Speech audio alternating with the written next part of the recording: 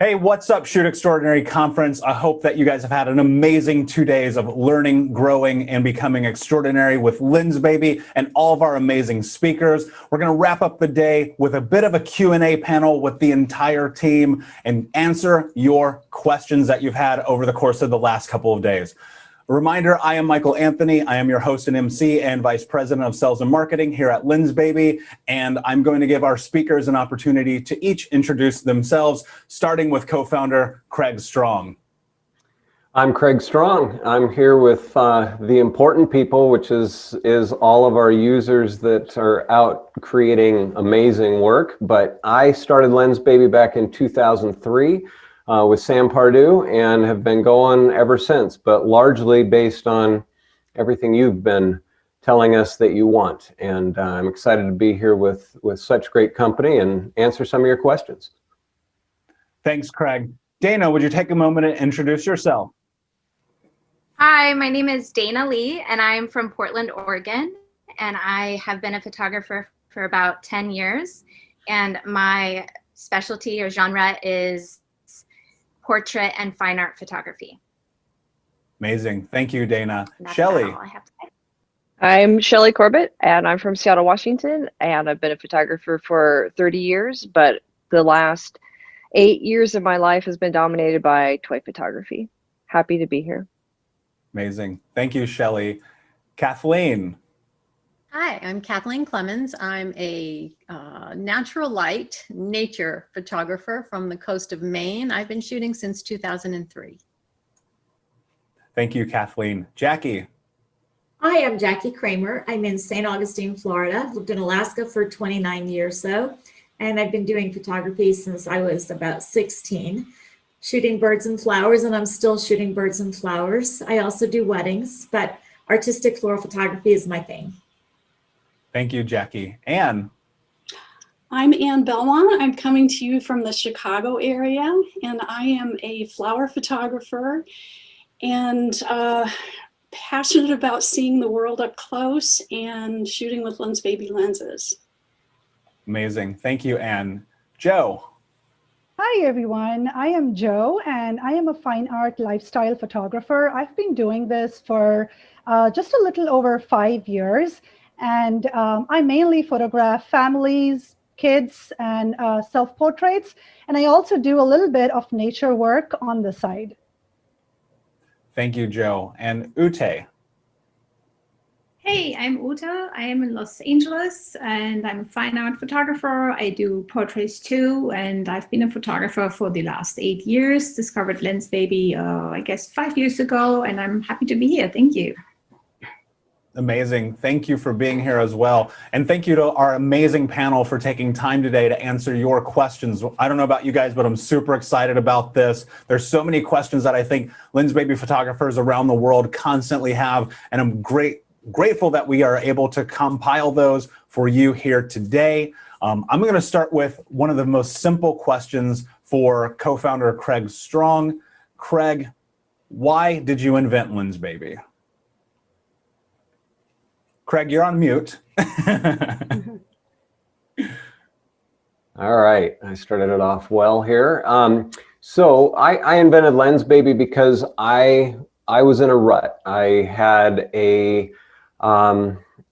10 years of being a self-employed photographer and had gotten really good at certain things in that, but wanted to challenge myself. And so you know, it was through happenstance, and I talked about that some in the keynote, that I happened upon this lens that was not an L series lens. It was not as you know, traditionally good as I could afford, and it opened up a whole new world of photography. So it was a happy accident on one hand, and yet I was ready for it as well. So it ended up really giving my photography the same kind of passion that I had in high school and college when I was just discovering everything about photography. All of a sudden, here was a whole new world, and that's how it started.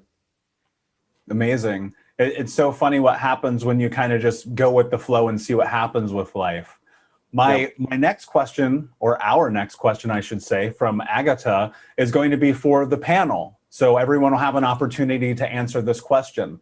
From Agatha, I would like to ask, what is the favorite Lensbaby product of our speakers, and what the most difficult thing is for them in shooting with Lensbaby optics? And we'll start this question off with Kathleen. Great. Asking me to choose my favorite Lensbaby is like asking me to choose my favorite child.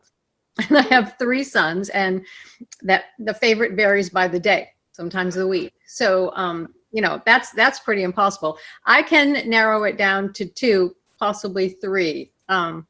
The Velvet 85 is my favorite velvet, and the Sweet 50 has a piece of my heart. But I have just started shooting with the Spark 2.0, so you might want to talk with me in another week, because I think I have now moved into 3 favorites. As for difficulty,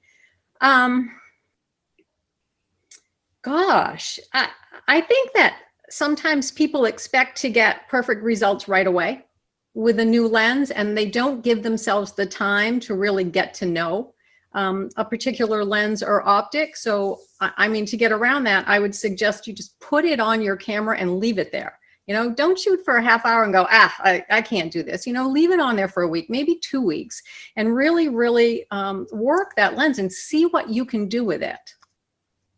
Yeah, that's a great answer, Kathleen.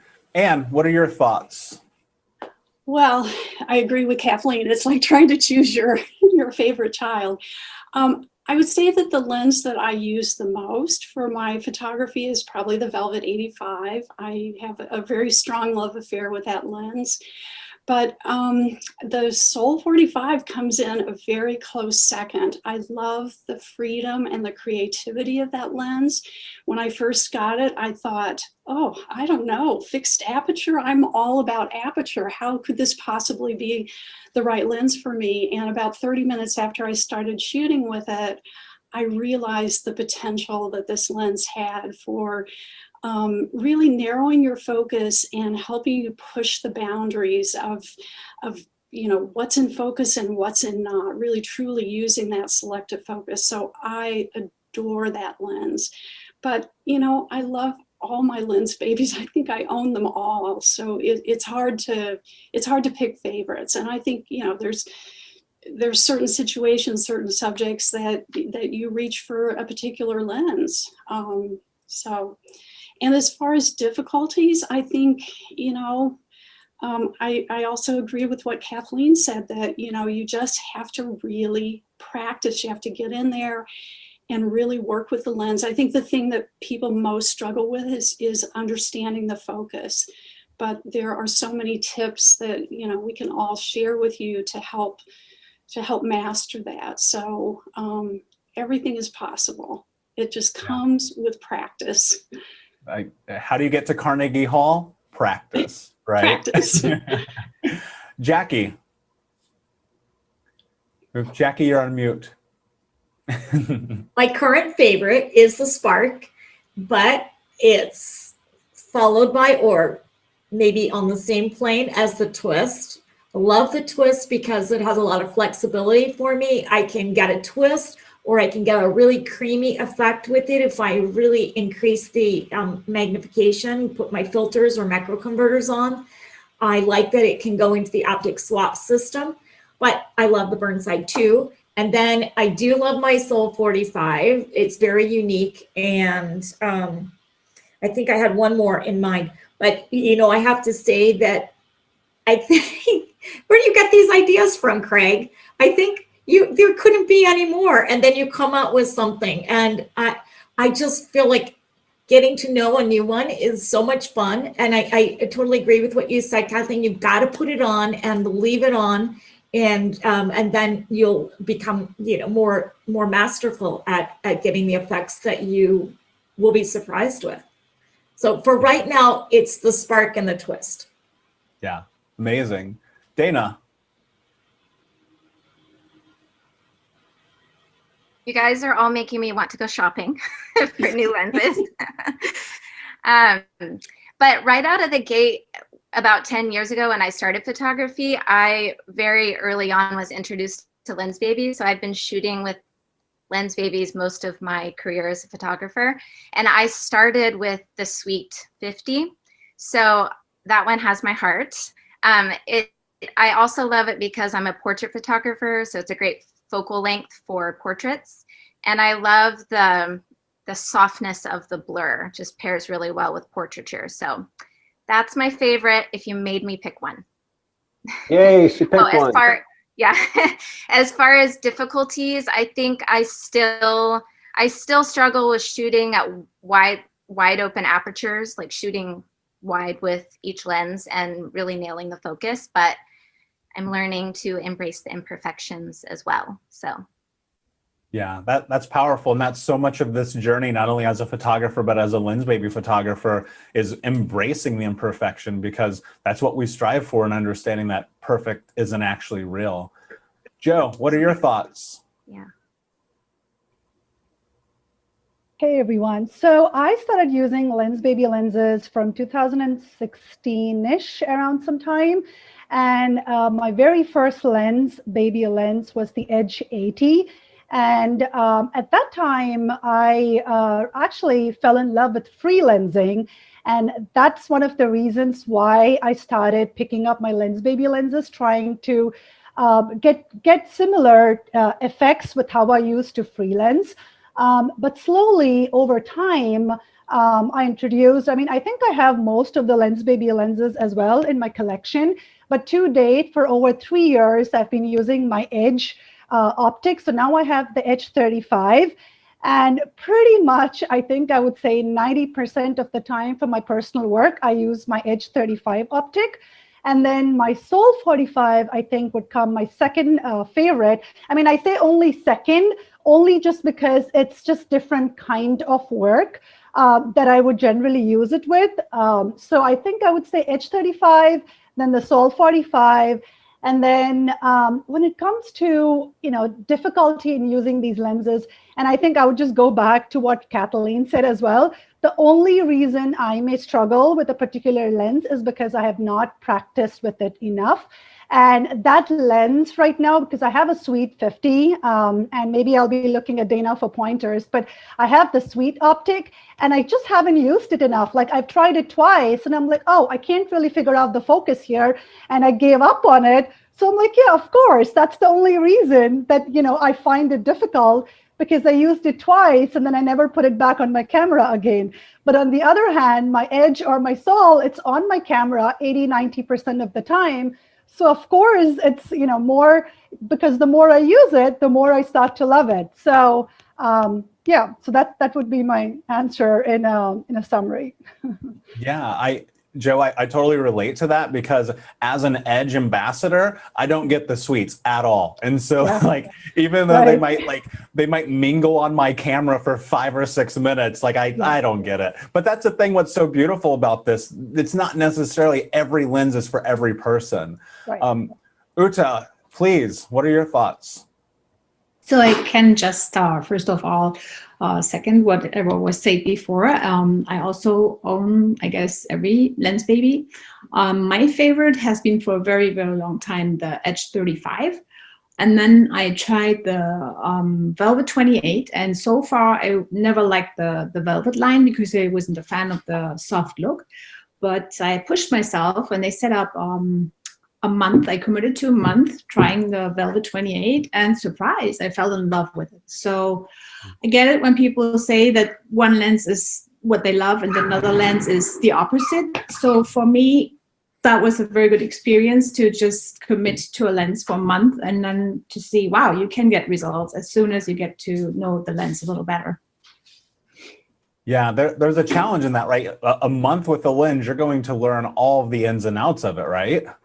Yeah, not only that, but you also start seeing in a different way, because there is no way out. You cannot deal with other effects. You cannot choose another lens. You cannot work with another focal length. You're stuck. So being stuck can sometimes be the best thing that happened, like COVID. I feel like in the first place, it's not what we want, but at the same time, so many beautiful things were born out of COVID. And that's the same with committing to one lens. Being stuck with a lens is a good thing. Yeah, I totally agree. And as I'm sitting here, I'm like, do I want to take on that challenge? 1 month with a suite? I don't know. We'll find out. Shelly, what are your thoughts? I am a huge fan of the optic swap system, and I am a Suite 50 lover. Like, if I had to just take my collection down to one, it would be the Suite 50 with a macro attachment. I couldn't live without it. I don't know what you guys are talking about. It's not that tough. But like everyone has said, you have to just live with it for a while, and they all have a little bit of a learning curve. And my second favorite would be the Edge 50, but those two, if I had to just only choose them and that's all I could take on the road, those two cover all my bases. Love them both. Yeah, that's great. And I think that, the same as you guys, like, picking one is very hard, but we all have that go-to, right? Now, Craig, this will be an interesting question for you, because you have the front line on this. You've experimented and played with these more than any of us combined. And so now the question for you is, what is your favorite and what is the most difficult? Well, it should come as no surprise that I also have them all, and that I don't have any problem choosing my favorite child as it comes to Lensbaby anyhow. And that is a little off the beaten path here. I absolutely love the pinhole optic. And the reason is it is so different. Lensbaby started with something that was different than what I could do with any other camera lens, that I could buy at a camera store.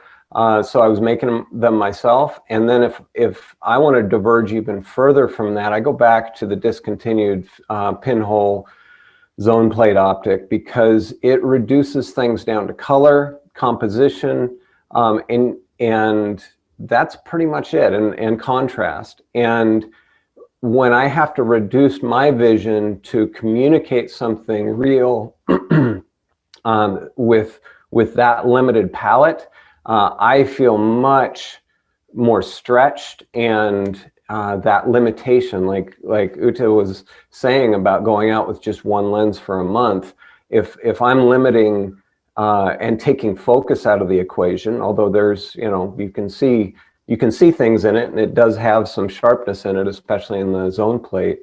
But I love that reduction of my choices down to something really dark, something that really doesn't have the palette of a normal lens. Yeah, that's interesting. And that one is, you know, pinhole photography, as old as it is still something that's very new to people. So, you know, if you don't know what that is, please Google it. I've experimented with myself, and, you know, while it is very challenging, the reward on the backside of it is very wonderful. So our next question comes from Reed, and Reed's question is, what would your advice be for someone getting their very first Lensbaby? What would your advice be for someone getting their very first Lensbaby? And we'll start with Dana. So my advice for someone getting their first Lensbaby would be to put it on your camera. Just kidding. And shoot. It's funny because every time I put a new lens on my camera, I always start out by shooting super wide, like, because that's how I like to shoot, with a wide aperture. But with starting out with a Lensbaby, I recommend shooting at a narrow aperture until you adjust to getting the focus right. And then with the blur, I use the Composer Pro 2 and the Twist, or not the Twist, the Spark, with the interchangeable optics. And so there's tricks with the focusing. For instance, the Composer Pro 2, I've learned to kind of twist the focus ring to make it really blurry, and then bring it into focus, blur, focus, and then I take the shot. And it's just my way of kind of triple checking that I've nailed focus, or that I'm really seeing the focus. And then the third thing I would probably recommend is, it works for me with shooting Lensbaby, and I wish I had known this right out of the gate, is to shoot with my live view. It's easier for me to see that I've gotten focus on my live view as well, versus through my viewfinder. So, and again, my motto with Lensbaby is just embrace the imperfections, and don't forget to have fun because you're creating, and the joy of the process, or the process of creating, should bring you joy, not just getting like straight out of camera award-winning shots. So. Yeah, that's a great piece of advice, because anyone who's been in photography for more than 8 seconds knows that this is a journey, is such a journey. That's a great piece of advice. Uta, what would be your advice for someone looking to get their very first Lensbaby? So my advice would be prepared to have a ton of fun, and don't expect great pictures right away, but just jump in and try it and enjoy it. And I think if you allow yourself time to get to know your lens, you will eventually be surprised by a picture where you're like, oh my Lord, this is mind-blowing. I didn't expect that. And then start venturing out, start analyzing that picture, and think about what is mind-blowing for you. Is it the way the bokeh is shaped, or is it the way that you don't have focus where you wanted it, but all of a sudden the picture has like a very emotional response for you? So I think just to break with your traditional expectations, and be ready for a new experience. If you can deal with that, you're ready for Lensbaby. Yeah, that's a very great point. Kathleen, what are your thoughts? Two, really. If you are used to autofocus and have never used manual focus before, then the first thing I would advise you to do with the Lensbaby right out of the box is to check your camera's diopter to be sure it is set correctly for your vision, or you're going to get really frustrated at what you think looks in focus is not going to be in focus. So I would do that. The second thing is that beta testing Lensbabies is one of the greatest joys of my life. And so when I first get one, you know, I have no idea really what I'm going to be able to create with it. And one of the things that I always do is experiment with that lens and a subject at all the different apertures. Okay, that's really the only way you're going to learn what that lens can do at a particular aperture, if you try it. All right. And put them all together up on your screen, and really look at them and look at the difference. Look at the progression of blur. Look what the lens can do. And I think the more you do that, and when you look at the images all together, you'll sort of find your thing. You know, I like really slim selective focus and a lot of blur. That's not going to be for everybody. But, you know, if you don't try it and try all the apertures, you won't truly learn what you can do with the lens. Yeah. Great points. Anne, what are your thoughts? Sorry, had to unmute there. I think be patient. You know, as you said, Michael, this is a journey and it's not going to come right away. And we have to embrace that. You know, we just need to get out there and experiment. I mean, that's probably my best advice is experiment, experiment, experiment.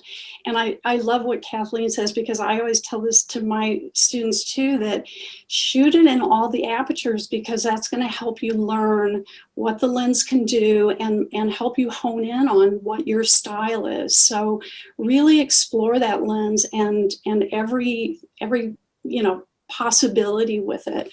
But be patient, and as Dana said, have fun. If we aren't having fun in our photography, then why are we doing it? Yeah, very, very solid point. Did anyone else have any thoughts on this question?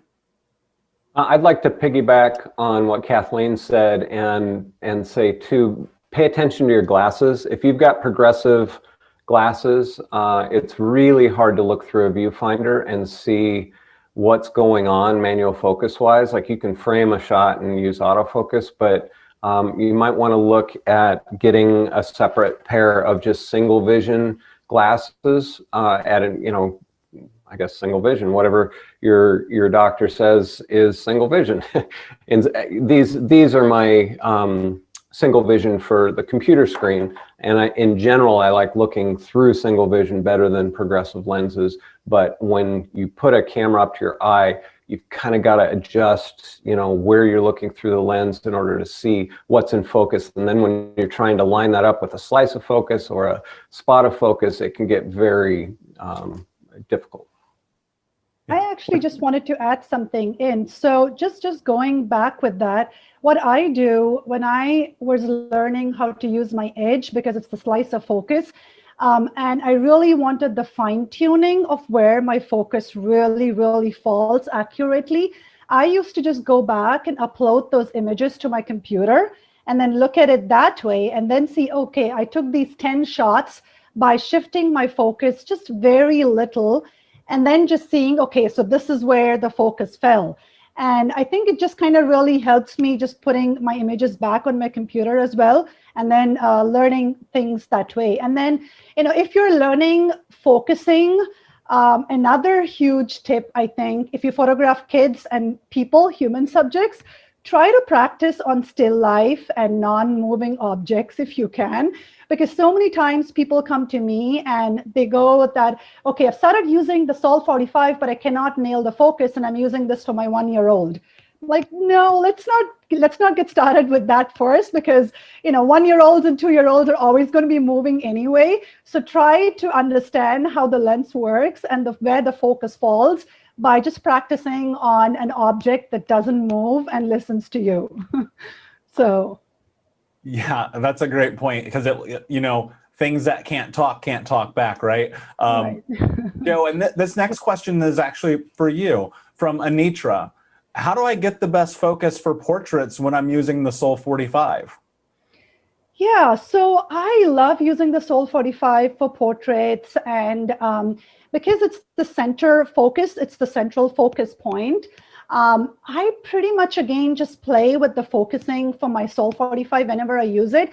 But what has helped me, at least the way I like it, because I like moody portraiture, I like to work with it on darker backgrounds so that there is really no distractions or anything else in the background. If it's like a plain, simple background, it helps me to see exactly where I'm focusing on. And then I pretty much just adjust myself spatially, like going forward, going backwards, if I want the subject's eyes in focus, because if you're photographing a portrait, that's where you would typically be focusing on, then I would just literally, push, go forward, go backwards, and I'm really not a still photographer who just stands and then starts to start snapping.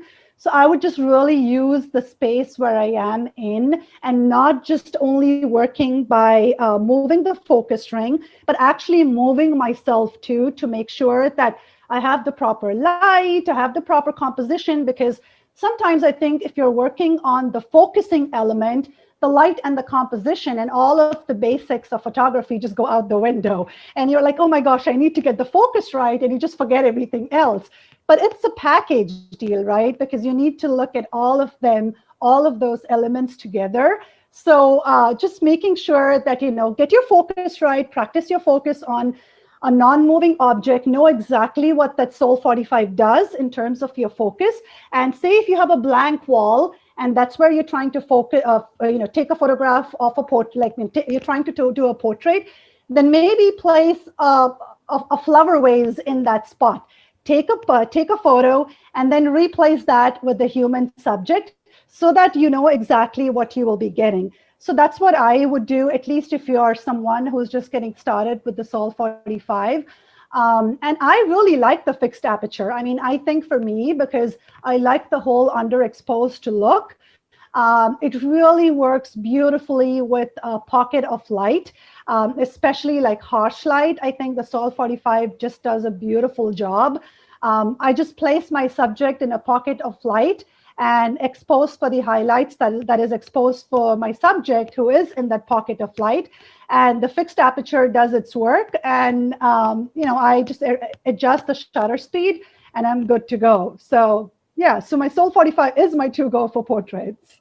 Yeah, that's such a great point. And I often think about, we're working within the parameters of the equipment that we have. And this comes back to many of your points in that, learn that lens, understand that lens, be able to be best friends with that lens. And you will discover in time, obviously being patient, a very important virtue in this process, that in every situation, you're going to be able to understand, how do I adjust? How do I get to that place that I find the focus that either I want or that I need? And I think finding focus is one of the questions that we get the most when it comes to Lensbaby lenses, because as a manual lens, many people have not stepped in that foray. And so one of the questions, this is an open question to the panel, is when you are first discovering how to use manual focus, what are some tips?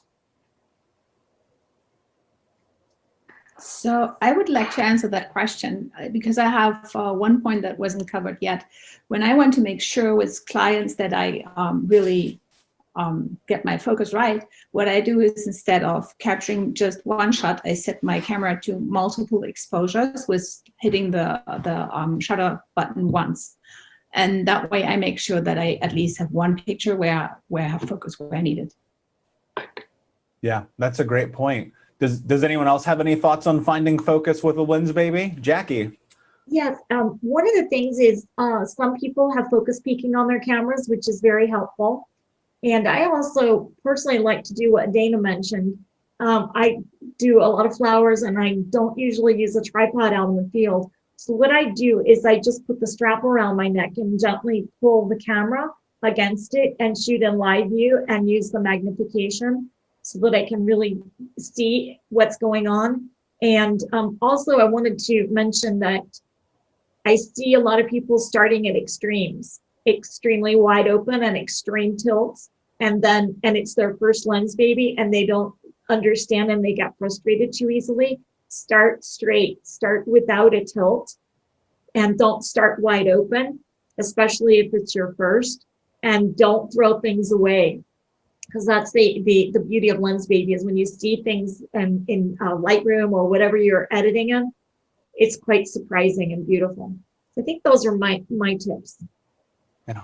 I just had one more thing to add. So because I do quite a bit of self-portraits with Lensbaby lenses too, that is one of the most, most asked question for me as to focusing on any, human subjects or non-human subjects itself is difficult when you get started with the Lensbaby lens, especially when you've never used manual focusing. So how do you get the focusing, when you're turning the camera on yourself? So to me, one thing that has actually helped is just put a blue tape. I use just the blue tape on a wall, and I would put it where I think I want my focus to be, and I would go stand in that spot. So, I mean, you have objects and things that you could also place, but I've figured that, having that blue tape, because it's small enough, but it's also seen, really helps you to narrow that focus, especially if you're using, edge or sol, where the focusing can be really, it's just a matter of like fine tuning, and your focus doesn't really fall on the soft edges, but it's more sharper. So I don't know if, it may help someone. Yeah, that's a great tip. I used to do a lot of self-portraiture as well, and it is a trial by fire for sure. So, as you're doing that, and especially finding that focus, that's a great tip. One of the things I used to do as well. Does anyone else have any thoughts on finding focus with Lensbaby? Kathleen? Yeah, two things. If you're shooting macro with your Lensbabies, then be sure that you are not closer than the minimum focus distance of your lens or optic. All right, I see that a lot in workshops. Let's say you're using the Sweet 50, and without adding macro, the minimum focus distance is 15 inches. So if you're in 7 inches away from your subject, you're not going to get focus. I'm not going to get focus. Nobody is. The other thing is that when you're tilting, remember, a little bend goes a long way. Okay, you don't have to tilt to the edge of the frame. You don't really want the focus on the edge of the frame anyway. So small tilts off center. Yeah, great. I think also with the velvets, that's a whole separate issue with focusing. I think one of the big mistakes that happens when people are trying to learn focus with any of the 3 velvets is that they focus wide open, and you're going to have so much glow in there if you're focusing at 1.6, 1.8, that you're not going to be able to see the focus. So make sure you're doing your focusing at f4, or some people like f5.6. Establish your focus, and then you can start playing with aperture and changing it. But you're not going to be able to see it if you're wide open. So I have so many people that email me that question, I can't get the focus with my velvet. What am I doing wrong? And it's usually because of trying to focus in those lower apertures. Yeah, that's a great point, and actually a great transition into our next question from Linda. And Linda asks, I just bought the Velvet 28. I want to learn how to use it better. Can you give me any tips? And that one, Anne, if you wouldn't mind, what are your thoughts? The Velvet 28 is such an amazing, brilliant lens, because, you can go from shooting macro at as close as 2 inches, and you can have, amazing glow in those lower apertures, but then you can, shoot wide angle landscapes with it and go to complete sharpness from edge to edge. So I think, again, it's just a matter of doing that same thing of experimenting with apertures, trying different things, shoot some macro and then turn around and shoot a landscape and try it in all the apertures. I actually love shooting my Velvet 28 in those lower apertures and getting that sort of magical fairy tale look to a landscape. But I've also seen work where, it's shot at f16 or at f22 that's just amazingly sharp. So I think the beauty of that lens is that you have so much versatility.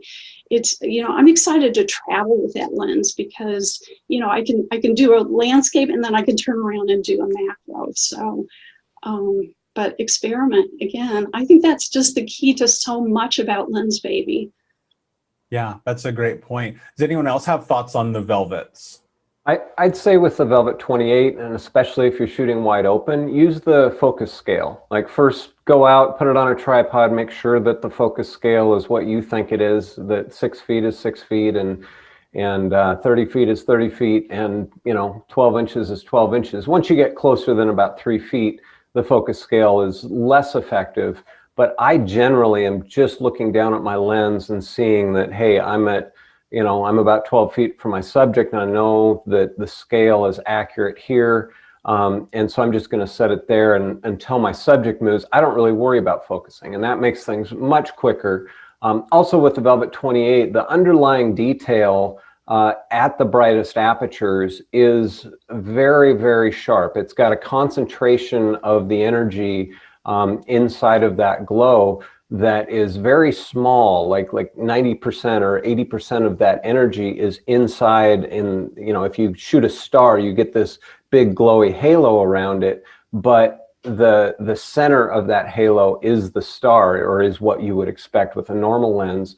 And so you try to utilize that, because the other velvets in the corner, they're not so clean in terms of that concentration of energy. In the center they are, but how can you use that that edge-to-edge underlying detail in your images? And this is the next step after you've kind of learned the lens. But just keep that in mind, that the Velvet 28, like Anne said, you can stop it down and get corner-to-corner sharpness, but even wide open, your underlying detail is very sharp, so keep that in mind. Craig, one of the things that I think is really important, because for many photographers who are probably watching this who are just now experimenting and learning manual focus, they don't know what a focus scale is. Can you break that down for us real quick? Sure, let me see if I've got something here. Well, this old Nikon 50, what was that? No, this old Nikon 50, you can see right here, we've got meters and feet. And so when you're looking down on your lens, especially if you're shooting using the LCD or the back viewfinder tilted out like a view camera, you're also looking down on the top of your lens where you've got the meters and feet. And so lining up the indicator, the line on the lens with your meters or feet with what you see or estimate is your distance to your subject is what I'm talking about. Got it. Thanks. And I think that'd be really helpful for a lot of people who are just now discovering this. One of the most beautiful things about Lensbaby is we get to make magic in our cameras, right? We get to see live what is happening. In traditional standard photography, not so much. Of course, we can take it into post-processing and play with it and create things there, but so much of this journey is doing it in camera. Now, that said, I always look at photography and all the different assets that we have at our disposal as tools. And one of those tools is post-processing. And we have an amazing question from Jen. And Jen asks, what post-processing tools are best for Lensbaby? Jackie, what are your thoughts? I would say anything. I don't see why you would have to have a preference. If you like Lightroom and Photoshop, that's my preference. But that's I don't think that I would change my workflow because I'm shooting with a Lensbaby rather than a traditional lens. If you like to apply Topaz to it or any of the Nik plugins or Capture One or anything, I think you can achieve whatever you want. And I think what you alluded to, Michael, is that we get so much in camera that we'd have to do very little in post-processing. I know my session in this is all centered around post-processing, but that's just because all these amazing images come in through the Lensbaby, and I just combine them in Photoshop in artistic ways. But that doesn't necessarily mean that I always do that. So my Lensbaby images require very, very little. The colors and the way Craig described the velvet effects with the glow, I don't want to remove that. I want to accentuate it, and it takes very, very little to really kind of make it, bring out its best. Yeah, great points. Does anyone else have thoughts? Uta? I can only agree with what Jackie just said. I feel the same. I do very little in post-processing, and I know my puppy is super annoying, so I guess I cut it for now, all right? No problem. That's the world that we live in right now, and I think it's both hilarious and, one of those things that we go, all right, it is what it is. Does anyone else have any thoughts about post-processing? Dana? So I agree with Jackie as well that the Lensbaby lenses do a lot of the work, and because I like to shoot really emotive, moody type portraits and portraiture, the lens does a lot of the work for me, but I also like that when I pull it in, my post-processing program is Lightroom mostly. There are certain tools that I like to use. Obviously, I do a lot of black and white photography, so converting it to black and white. And then the clarity and texture sliders, I love the way those pair with Lensbaby lenses. So the new texture slider, newish, in Lensbaby adds something kind of extra, I guess, gritty to the blur. So that's something I commonly do. And again, the clarity, I love using the clarity brush on where my focus fell. I'm just brushing a bit of clarity to kind of draw more attention to that. But I completely agree that those are probably my easiest images to post-process is my Lensbaby lenses, because it's infused all the mood for me already. I just have to kind of tweak a few things. Yeah, amazing. I'd like to add, regardless of what you use, go into your, like Kathleen said, use all of your apertures when you're out shooting, but also when you're in post-processing, take that slider, go all the way with it. Don't be shy. You know, whether it's your white balance or your contrast or your saturation, vibrance, whatever it is, even the clarity is really fun. You go all the way to the left, and you're like, oh my gosh, what's going on there? And, you know, but go all the way, see what each of those do, and then find what it is that you connect with in software. Lensbaby is a tool. And then if you combine that with other tools, you can really make that sing in a way that reflects the way you want to represent your vision of the world. Yeah, that's such a great point. Such a great point. As we continue to move on here, the next question, and Shelley, I'm going to ask this to you, is how do you get the person, place, or thing that is in front of your camera exactly the way that you want it? I love that question because I don't. I mean, I read that. I'm like, it's a journey. It's an exploration. It's a happy moment. It's a happy accident. It's always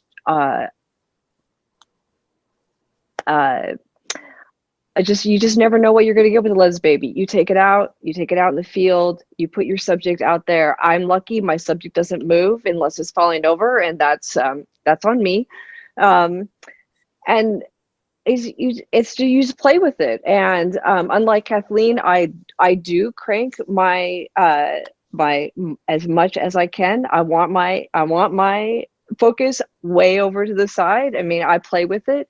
I did like what Craig did when I first got going with photography, is I got on an iPad and I just edited all my stuff there, and I cranked everything to every side and just blew it all up, and then figured out what I wanted and brought it all back. And so I think that's what you have to do, is you have to just go crazy and then rein it into something that reflects you. So when I go out in the field and I take my toys and we're out having an adventure, it's I have a vision. I put my lens on, I take the photo, and what I get is somewhere else, and I'm always happy with that. That was a ridiculous answer, but we're going to go with it. No, but it's so true, right? And often we walk into these situations with an expectation of, I'm going to put this here, I'm going to do that thing's going to be there. But circumstance often shows up, and we recognize, like, we have to pivot, we have to make adjustments, we have to be willing to say, okay, this isn't what I wanted when I stepped into this, but it's even better now. Or sometimes it's worse. And that's the reality of this entire thing, is it's a process, right? Absolutely. Did anyone else have any thoughts on? Go ahead. Anyone else have any thoughts on how you get that thing in front of your camera exactly how you want? I would say go in with a vision and be willing to walk away with a different vision. Every once in a while I go in and I get exactly what I was after, but you know, 99 times out of 100, I walk away with something unexpected. And it's great to have an expectation and to know what you want. But then you have to be able to bend and shift and head in different directions along the way. Yeah, absolutely. And that's so much of what it is, right? Being willing to see what happens. The next question is for the entire panel. How do you find your style? And I think that we'll start with Joe on this one. How do you find your style? One of the things that's really beautiful as someone who gets to see all of your work all of the time is that I get a look and go, I know who took that photo. And I also know that as a photographer, it takes a very long time to get to that place. And so I'm so curious, how do you find your style? And we'll start with Joe. Yeah, so it definitely takes a lot of time and a lot of practice. But more importantly, I think from personal experience, it is more about connecting with yourself and figuring out what exactly you like and who you are as a person so that your images reflect that. Because if you just pick up the camera and you don't really have a vision, but you're just out there because you just want to take an image, I mean, it can be fun in the beginning, but you're just shooting without really a purpose. So if you really want your images to have a purpose, a vision, a story, and I'm always emphasizing story in my work, you just have to know what you are really drawn to the most.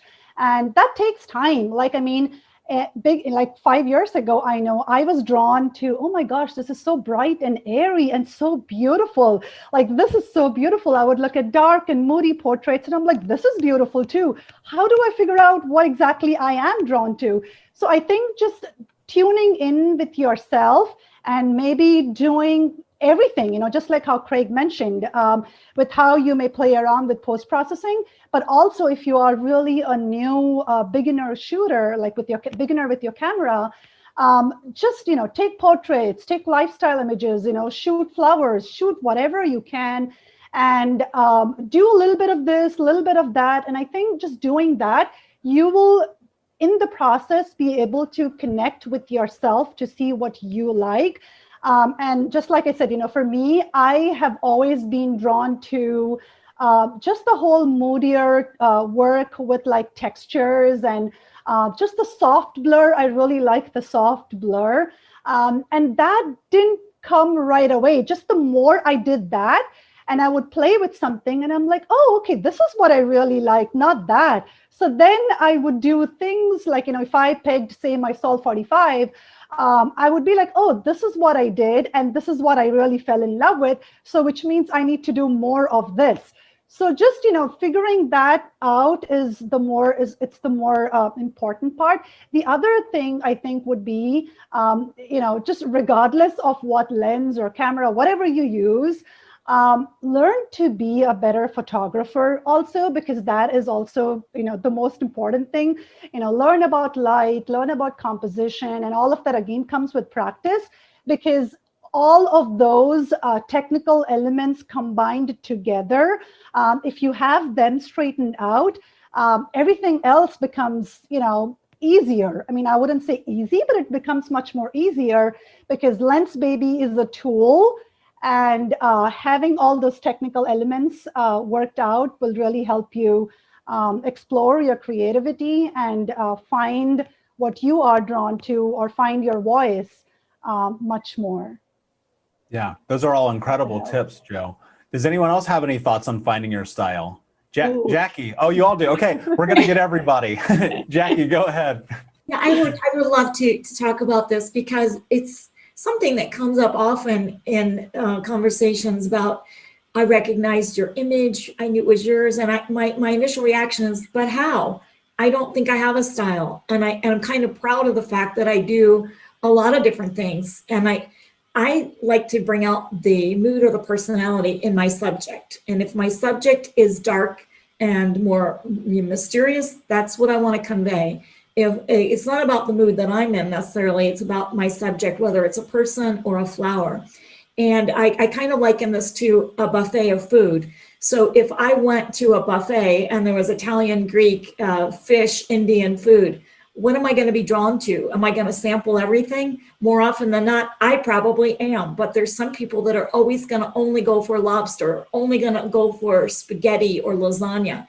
And if you're that kind of person, then you should do what makes you happy. I think that, when doctors tell us that we have to avoid certain foods for our health, that's one thing, but that does set limitations and parameters on our choices. And so I want to say that, but also draw the distinction between judges of photography and doctors who are trying to keep us healthy. Judges of photography try to tell us what they think, and they're judging based on their own parameters, on their own likes and dislikes. And if they like things sharp or totally in focus, then they're probably not going to fall for my Lensbaby images, and that's okay, because I don't have to live by what judges say or what they think. And so if I fall flat in any kind of a competition, it's totally fine with me because I shoot for myself. And Yeah, so that's such a great point. so my style is all over the map. And so I can't say that I have a cohesive website, but I can actually say that I have subcategories. And so I have some that are more of the floral pastels, and I have some that are dark and moody. I have some that are more the elegant, and then I have the wild. And so within each one, I have those categories, but I don't think overall I have a certain style. But that's the way I view myself, is that I don't want to be boxed in. Yeah, that's totally fair. I resonate with that, and I'm sure many people appreciate that. Dana, what are your thoughts? I love this conversation. I'm going to echo some of what Joe said, that I agree that it takes a lot of time to get to a place where you've really found your style, or, as we hear a lot in the photography world, your voice. That thing that kind of someone can look at your photos and say, I know who took that. That's your voice coming through, or, you know, parts of you. And for me, I'm going to get a little vulnerable here because it's the only way I know how to answer this question. But I, you know, shot things for a long time that didn't necessarily make my soul sing, you know, like really bring joy to my heart that I was capturing. And so I kind of took a step back and looked at my work, you know, as a whole, and looked for themes in my work. And themes that I saw in my work were, you know, I shoot mostly children, photograph mostly children. So I saw themes of wonder and, you know, magic and just a sense of like peace, and then a sense of vibrance and playfulness. And for me, it came down to really figuring out my why for why I do what I do. And figuring out that why for me was a huge step forward in just capturing what it is that really makes me feel like I'm creating art from a deep place within. And just to end, my husband and I did foster care for a lot of years. We fostered about 15 different children in the Portland metro area over the course of about 5 years. So that was a big part of my why, because I saw one side of childhood that wasn't pretty and magical and colorful and playful. It was very sad.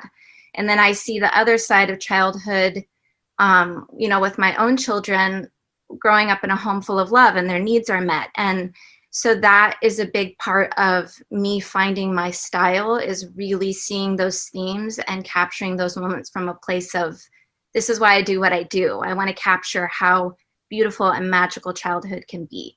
So I know I'm getting really deep and introspective, but that's kind of where I've landed.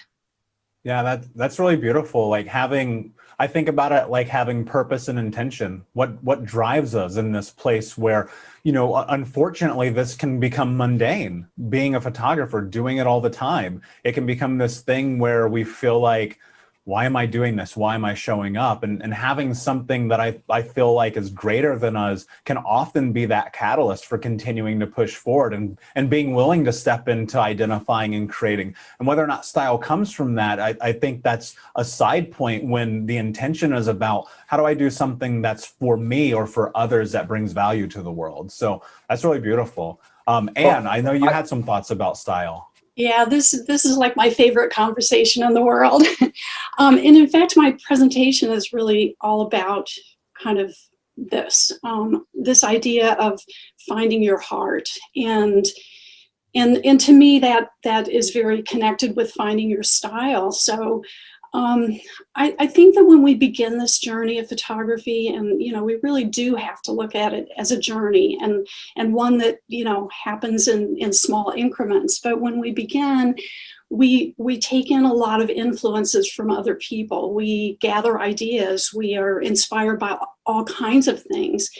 And then at some point, I realized in my journey that I just had to start trusting myself and trusting my heart and trusting the way I emotionally reacted to my subjects. And I think, you know, that a lot of that comes from really honoring where you come from in life and taking all your life experiences.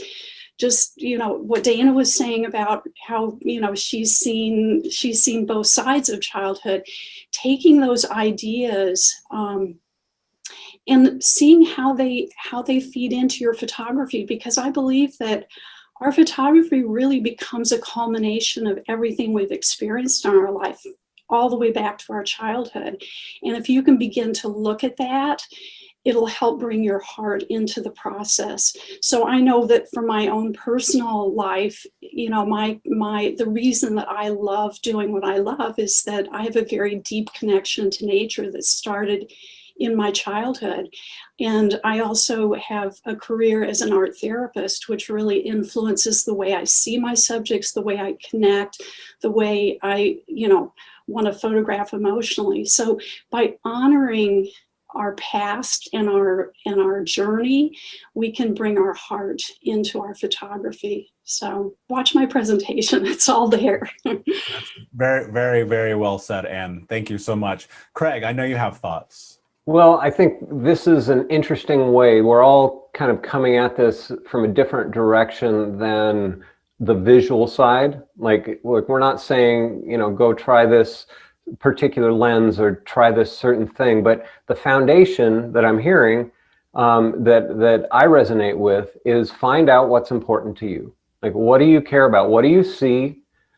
The things that you see, those are the things that you have a history with, those things that you notice day after day after day, that you have some vested interest in understanding. So find out what you see and then explore, how do I see it? How do I see it in a way that communicates the truth of that subject matter to your viewers? Yeah, great points. Anyone else have any thoughts on finding your style? Kathleen? I think it's important not to think of style as a destination. I think you need to understand that style is a process, and it's going to ebb and flow. And, you know, your style today may not be your style from 6 months ago. It might not be your style for, you know, 6 months ahead. You need to experiment, enjoy the process, and I don't think you especially need to categorize yourself with a particular style. Yeah.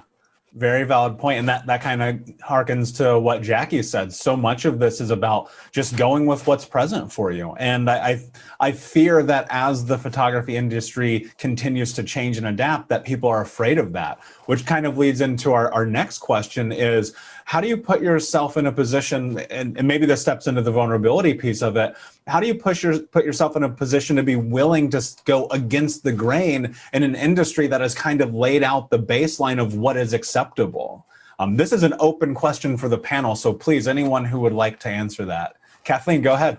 Oh, well, I think you need to stop shooting for other people if that's an issue. There's only one person that my work really needs to please, and that's me. You know, it's nice if you get likes, you know, on Facebook. It's nice if other people like your work, but I have a lot of images that I truly love that really don't resonate with a lot of people, and that's okay. You know, so shoot for yourself.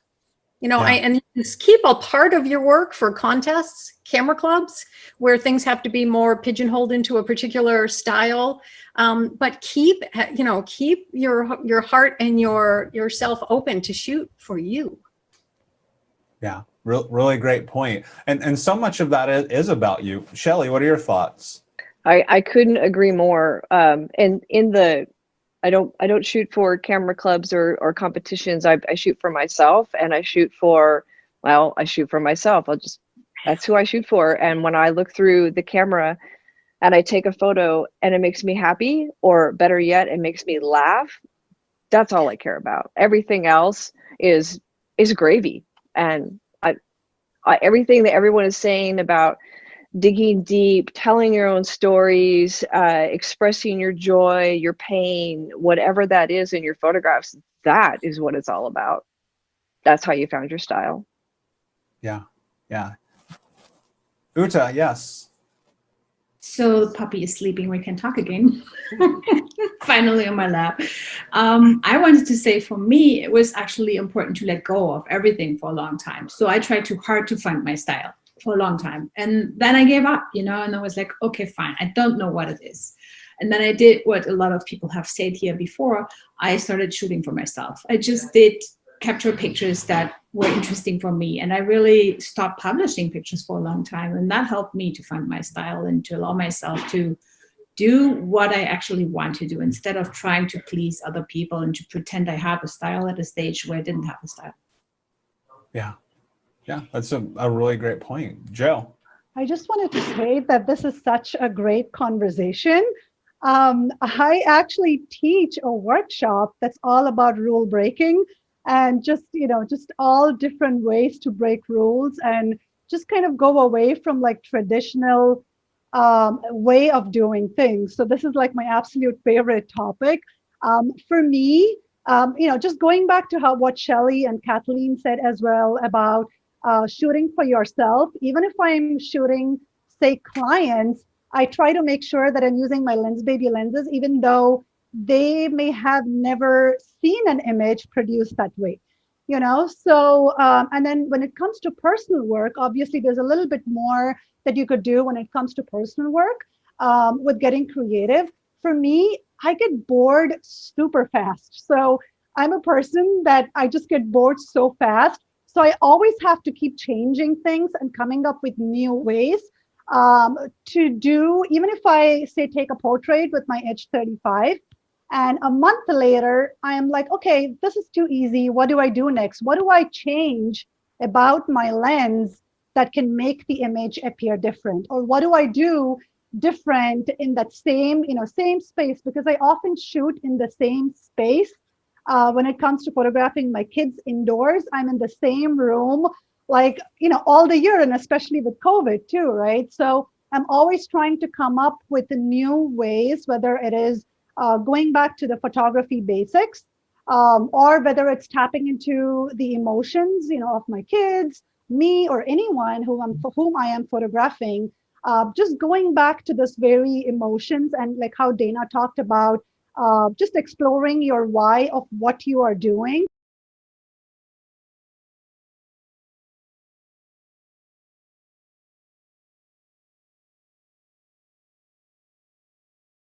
I think just digging back to that really helps you to get more creative and to keep challenging yourself to experiment, basically. Yeah, that's a solid point, which kind of actually leads into the next question. And this one's for Craig to start with. And of course, all of you can please interject. Craig, talk about the value of personal projects. Well, Lensbaby is a personal project. And I think it goes back to what we were just talking about, that find something that's important to you and find something that's accessible to you. And make some progress. If you're thinking about going, your personal project is traveling someplace that you're not going to be able to travel right now, or you've got this thing out on the horizon that may not be possible because of your circumstances or because of the world circumstances. That tends to be, and I say that because I've lived in that space of, hey, I want to go photograph in the jungles of Brazil or Peru or whatnot. And while I've done that, it took years to get there, and it wasn't what I thought it was going to be. And yes, it was great, but it was a very short amount of time. And so finding something close to home and being able to go there, go back to it on a daily basis, or over the course of the summertime, or whenever it is, when you can say, hey, I'm going to spend a month with this lens, I'm going to do, challenge myself in a certain way. It is going to be limiting, similarly to Uta and her project with the Velvet 28.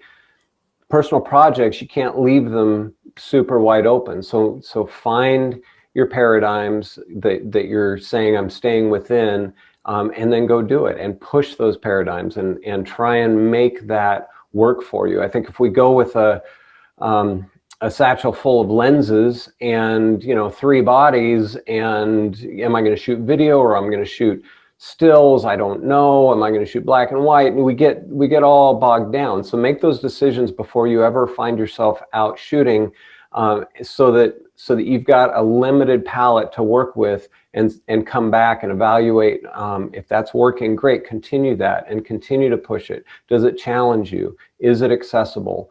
documenting our lives, documenting the people that are closest to us. If you want to do portraiture, photograph your partner, your kids, or your neighbors, or the people that you see at work on a regular basis. Like get out of your comfort zone with your camera, but be in a space that's accessible. Be with people, be with a subject matter that you know or that you want to know better. Yeah, and it sounds to me like the way to step into that might be like having a little bit of intention, coming back to the why and that reason. One of the things that I'm curious about as we step into this idea of personal projects is how do you really challenge yourself in that, right? Because so many of us, we have our side jobs, we have our day jobs, photography is a hobby, maybe it's even our profession. When you are surrounded by so much life, what does it take to really step into a personal project? Does anybody have any thoughts? Jackie. I would love to. This is a topic that's near and dear to me because I try to encourage everybody to live their legacy rather than leaving a legacy. And in doing so, I think that you can create a personal project that can be small and finite, or it can be large and long lasting. And it's whatever you can do. If you're working full time and you've got a lot of kids at home, then maybe you can only do one small thing. But I think more than anything, it needs to be meaningful. I think a personal project that's legacy building can be just one step along the way. It doesn't have to be something that you take on and you do forever. But as long as it's something that means something to you, whether you touch somebody with it, whether you make a statement or send a message, it could be about the world, it could be about the environment, it could be about your family, it could be about almost anything. And it might just be for yourself, it might be for a neighbor, it might be for a group of people. But I think the result really needs to be that you're making a difference in someone's life, whether it's your own, one other person's, or many other people, something that you feel is important. And the photography is really just a tool. And I think it's an opportunity for us to say, what is important to me? What do I want to take? Do I want to take a stand on something, or do I want to reach out and touch someone? It could be that your neighbor is at the hospital and you're going to take pictures of her hydrangea bush because she's missing the bloom. We have people in my florography group online that do all kinds of things like that. Others create, something that is intended to bring light and to uplift others in the world. And some people want to send a message about the importance of fill in the blank, whatever it is. And I think that it's a great way for us to say, well, I'm going to take this topic, whatever it means, and I'm going to use X lenses or optics, like Craig mentioned. And you really can say, this is an opportunity for me to learn how to do videography, or to really push the Velvet 28 and all of its ranges. And Michael's a rainbow. Is he a rainbow for everybody else? Yes. This is the way I see him every day. Yeah, there we go. That's the legacy. So anyway, that kind of is how I would answer it. Is a personal project can really make a difference in your life and in other people's lives as well. And at the same time, it can really push your photography beyond. Yes. Yeah, absolutely. Dana. A personal project for me is usually born out of my need to slow down, because I feel like just for me personally as a mom of 5, and I'm just going all the time, trying to take the pictures and school the kids and raise the kids. And so my last few personal projects have been born out of just taking a portrait a month of my children. And then it takes the pressure off of me of needing to capture a ton of stuff. I just can kind of slow down and hone in on this one thing. And sometimes personal projects come on a whim to take pressure off of myself, and again to slow down.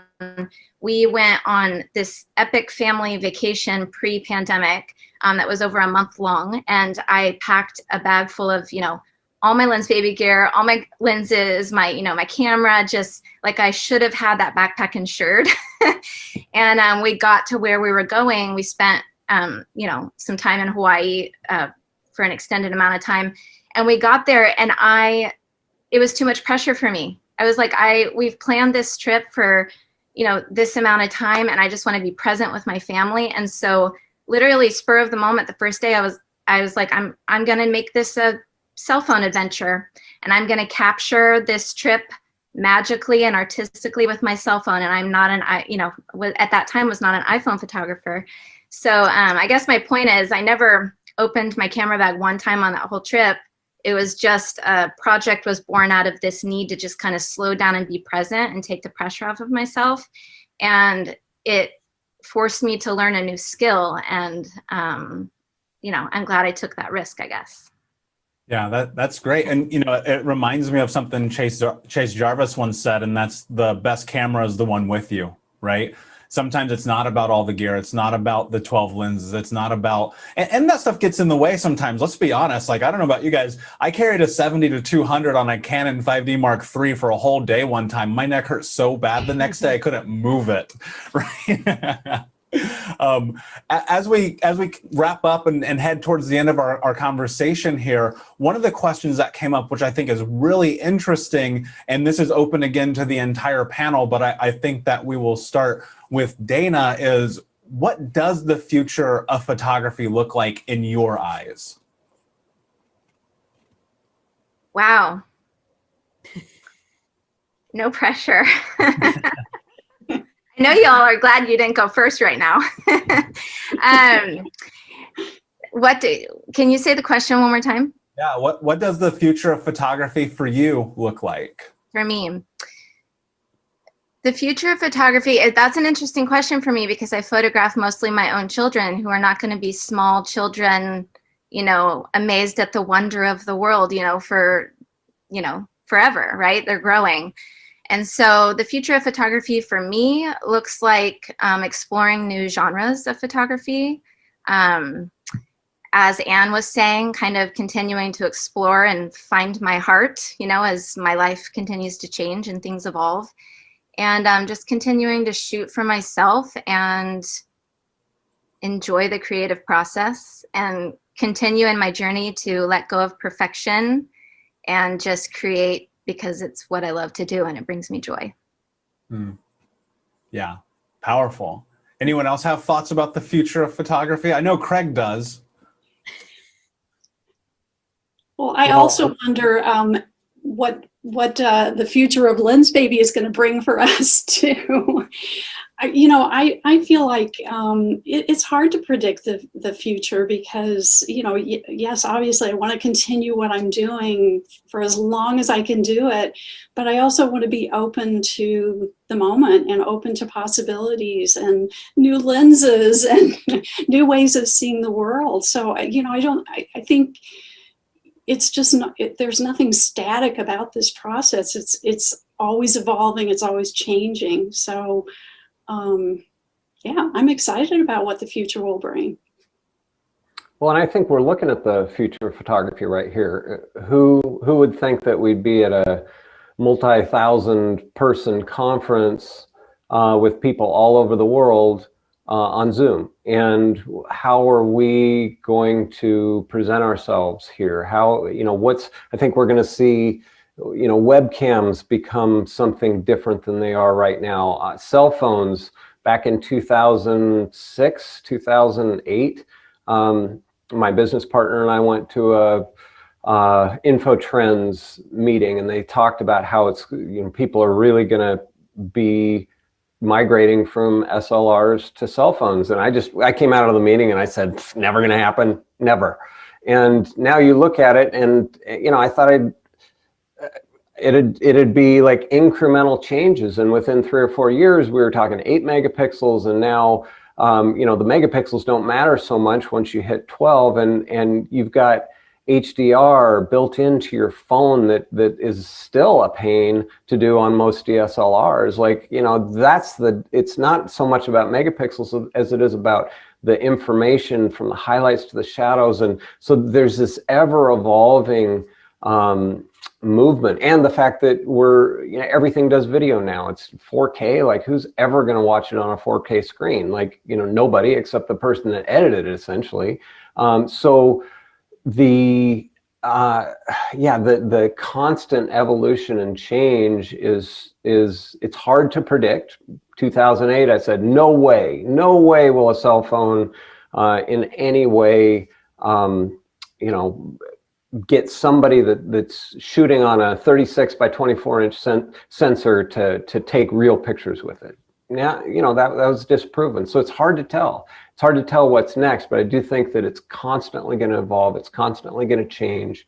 And what we're doing right here in 2-3 years, we're going to have options that we don't currently have. You know, me having a green screen behind me and going out and filming stuff out of focus with my Lensbaby Twist is an option, but it's not accessible to everybody because most of our screens or our cameras aren't going to, you know, be that great. You know, I'm using a DSLR, so those things are going to become those things are going to become accessible that aren't right now, and it's just going to become part of the language. Apple targeted photography and said, we're going to take this over, and in so doing, they made photography the language of the youth. Like my teenage boys, like that's how they communicate. Is it inspired when they're keeping a thread or whatever it's called, a streak going on you know, whatever that thing is that they do? No, usually not. But it is a language. It's a visual language that wasn't there 10 years ago, and that's just going to develop. And we're right at the beginning of that. Yeah, I think about that all the time. Like, even though photography is this thing that's 100 years old, and many of us have been doing it for a very long time, it's ever evolving. Like the fact that I now carry a camera with me everywhere I go in my phone, which, to be honest with you, is my preference in shooting these days, is amazing. Because again, I don't have to lug around the gear. Does anyone else have any thoughts about the future of photography? I think also just... Go ahead. Well, I was just going to say that I think also having things make a comeback. Just for example, like I remember someone posted an image of an in-flare camera image, just in-camera flare.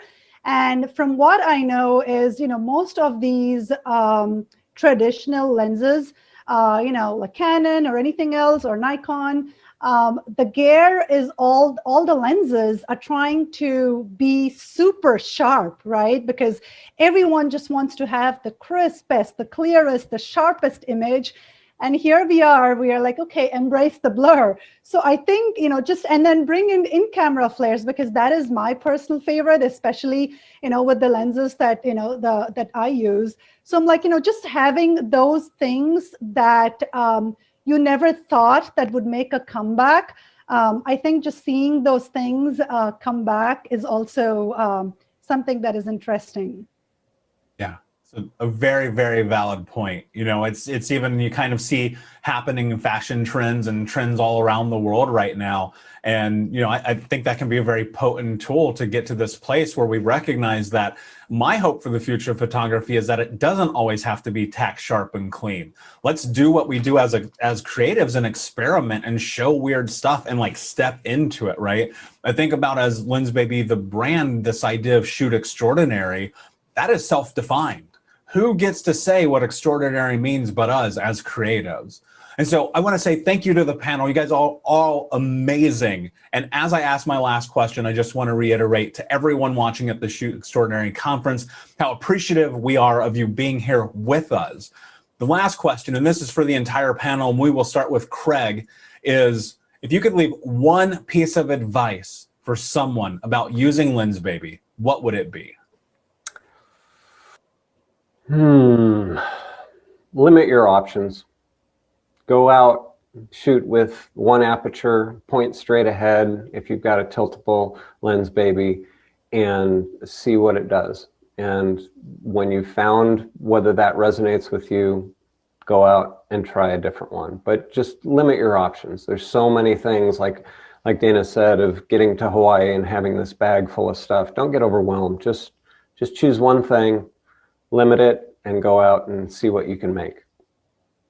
Great points. Jackie? Well, I kind of asked myself a question, is Lensbaby a gift? Because I think it is, but I answered it myself. No, it's actually a reward. It's a reward for being nimble, for working hard, for taking risks.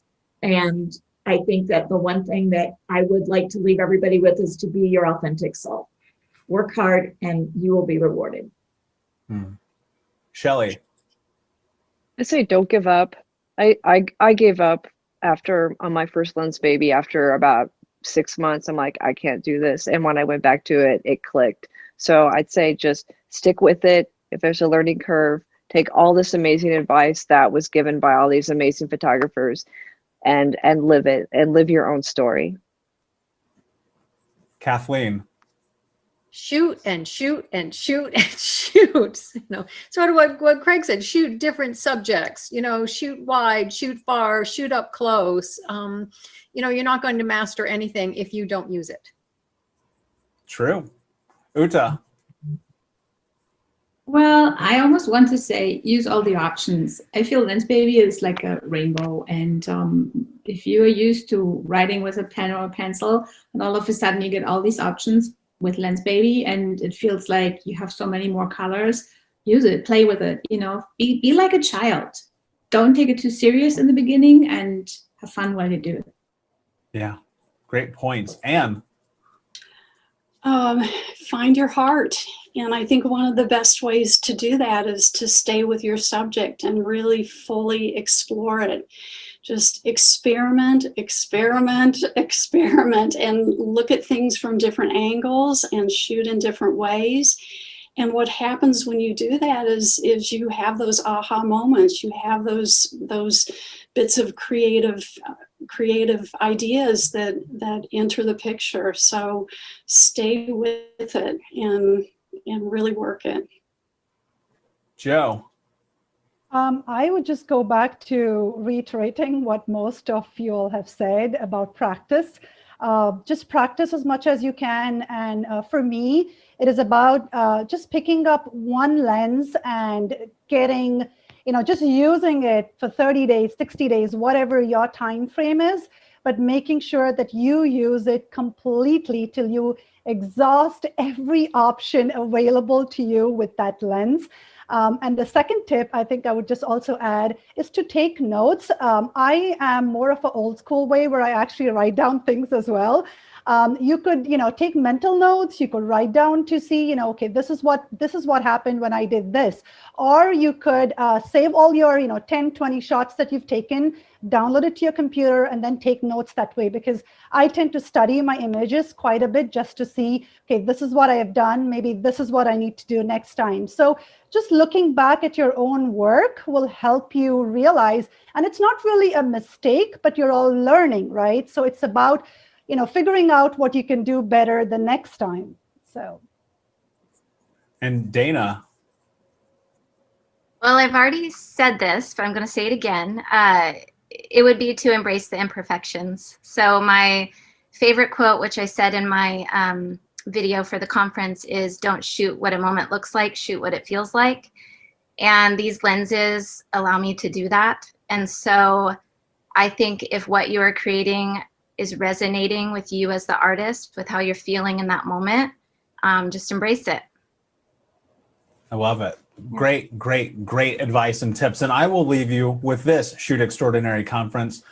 Photography is a gift for you, and only you get to determine what that means. And just as all of these incredible speakers and educators have shared with you today, that starts by doing. And I challenge you all to do a little bit more today. Shoot Extraordinary Conference, thank you so much. Speaker, thank you so much. You guys have all been amazing, and we'll see you guys really soon.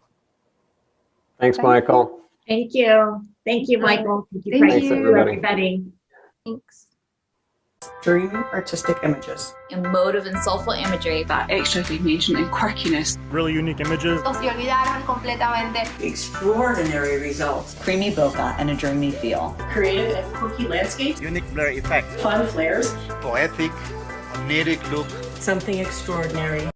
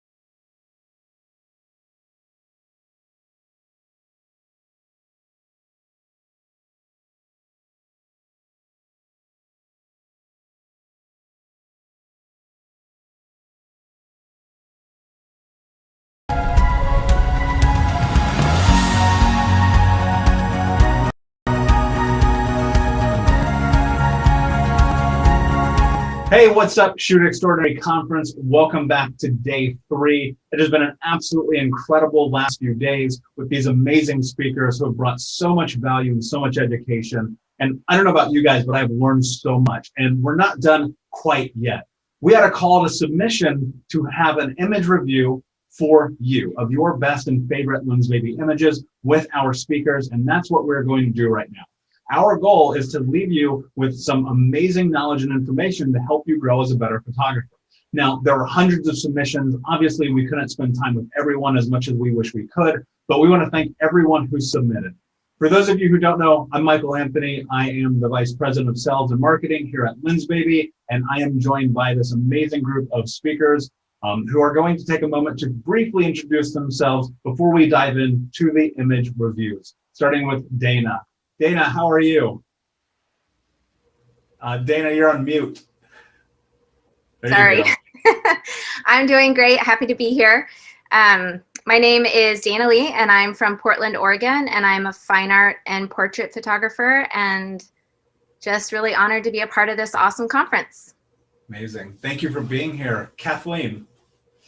Hi, everybody. I'm Kathleen Clemens. I'm a nature photographer from the coast of Maine, and the conference has been awesome, and I'm really happy to be here tonight.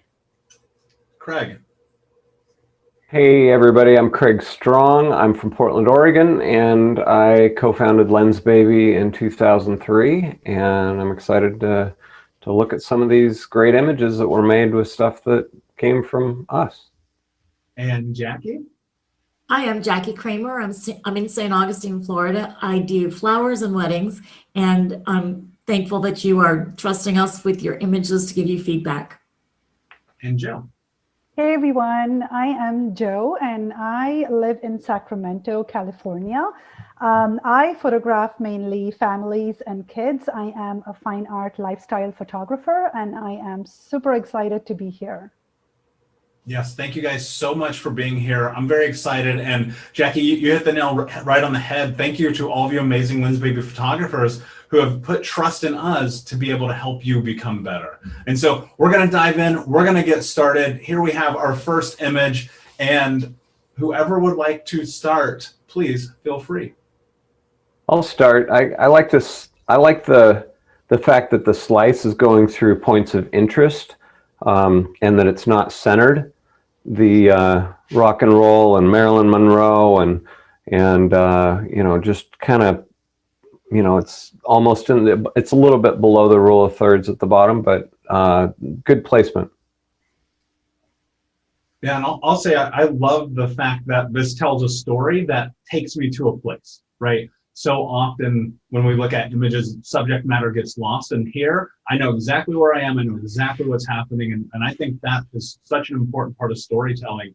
Other than the blacks at some spots being too dark, and again, this could be my monitor. Outside of that, I think it's a brilliant image. I'd like to say that my thoughts harken back to Craig's talk about the two different outlooks that he got on one of his images. And so on that note, I'm going to kind of give you a counter to what Craig said with his slice. I probably would have liked to see the person in focus and let all of that other stuff go out of focus, because I think in my mind's eye, I could imagine that it says rock and roll and all the other stuff, but I think my eye would like to see that person in focus. I actually love the story of this statue or the man falling off into focus. That's what pulled me in, because when you're at this sort of event, it, you know, is bright and busy and kind of crazy. And so I love that to me, it just goes with the story, but I love that we all have kind of different views on it. I really love the way blur has been used over here and the light, it's just beautifully done. I mean, to me, I just can keep looking at it. So I just love it. Yeah, great image. Thank you for submitting it. And we'll go to the next one unless anyone has any other I've thoughts. got more to say. Hold on. So if I were to improve on this, I think I'd like to see it turned a little bit diagonal to take advantage of what's currently black space that I think is a little bit too much at the top, and to tell more of the story in the lower left. bring that rock and roll up to the middle, and just tilt the camera a little bit in such a way that fills the frame a little bit more. That upper left and that upper right being so much black feels a bit too much for me, and I kind of would like that slice to be going at a diagonal through the same area. Although I like the alternate view of Jackie having the statue or the person in focus as well, as another option. But yeah, getting some diagonals to get some, take advantage of more of the space in the image. Great suggestions, guys. And quickly, I'm going to just see if we can go full screen here. There we go. I assume you guys can still see these, yes? Yep. Hit Perfect. the letter F. Hit the letter F. There we go. So on to the next one. Thoughts? There we go. Perfect. Thanks, guys. I really, go ahead. Oh, you go ahead. So this looks like it was done with a sweet optic, and I love the directionality in the blur and the scarf. I think it really helps to draw the eye up to her face, and it's a great natural expression as well. I really like this. Yeah, just going with what Kathleen said, I think I really like the joy that was captured here. It just feels very authentic and very real, and I'm always drawn to like real, genuine emotions in images. One thing though I would like to add is I think this might have been taken outdoors in snow maybe, and hence all the winter coats and jackets and all that. You can see a little bit of highlights that might be overexposed on her nose and her cheek area over here. So just something to keep in mind is just, working, because the snow is just, it's all white and it just reflects light back onto her face again. So that's just something to keep in mind to make sure that you're exposing your images properly. Also, I would maybe, this could be done in post-processing sometimes, just because, with everything just being white again in the background, just adding a very hint of exposure back to her eyes, just to open up the eyes just a little bit, so that, it just, your eye goes straight to her eyes as well. That's what I would think. Yeah, I think I'm with Jill on that the contrast is too much. We've got the eyes are probably exposed about right. Maybe they could be brightened up a little bit, but possibly if it was a raw image in Lightroom, I'd pull down the highlights and maybe add a little vignette to kind of focus the viewer on the face. It's a wonderful mood and just great attitude. I like this woman a lot. Yeah, I'll say that it's a great expression of capturing an expression. Yes. And as you guys said, of course, the highlights here are a bit blown out, but overall, I still think it's a pretty solid photo. Does anyone have any other thoughts? Okay, moving on to the next one. So this is a dual submission. I will say this, we did ask for one, but that's okay, because I think that this might actually be a story or a series. So I'd love to see anyone's thoughts here.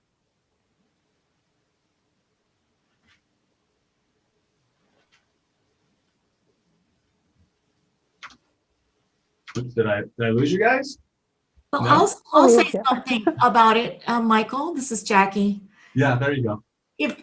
So I feel like if you're going to pair two images together, there has to be something connecting them that's visual as well as imaginative. And to me, visually, I don't know that I see the connection. I feel like I have to work too hard to make them go together, because the train tracks are so clear and in focus on the one on the left, and yet the one on the right is sort of dreamy, and it's telling me, my mind is reading two different things into it, two different, the effects and also what's happening in the images. So I think if it were me, I would have, if you're going to do a diptych, there needs to be something more in terms of what you see in the second image needs to be in the first, or vice versa. I think I totally agree with Jackie in the sense that these are two great images by themselves. But I do see that the seems to be a story or a connection lacking with both of them being a part of one image to go together, that is. Yeah, I'll agree with that. And one thing that I'll say also is, and this is just a word of caution, I think. I always caution people who, whether you're new or been doing photography for a long time, to try to stay away from train tracks. We've lost a lot of amazing photographers in the last few years by being on train tracks. And I recognize that's not a part of the critique, but just something I want to share. I also want to say one thing about doing diptychs or triptychs or anything like that. If a diptych could be a single image split in two or two separate images. And I think whenever it's two separate or three separate or whatever images, each one should stand alone as an outstanding image. So that's just a note. It doesn't really apply to this, but just in general. Yeah, great point. Okay, moving on. I absolutely love this photo. I don't know, Craig, what lens do you think this was taken with? I'm thinking Sweet 50. Sweet, which happens to be my favorite Lensbaby.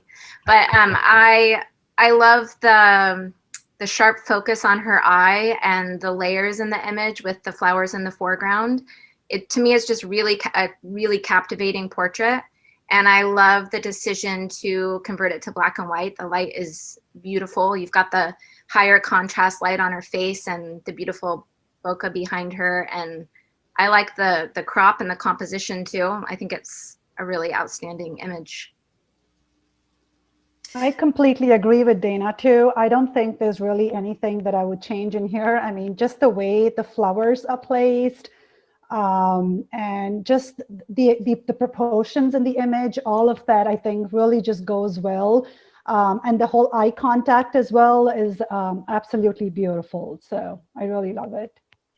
Yeah. Go ahead.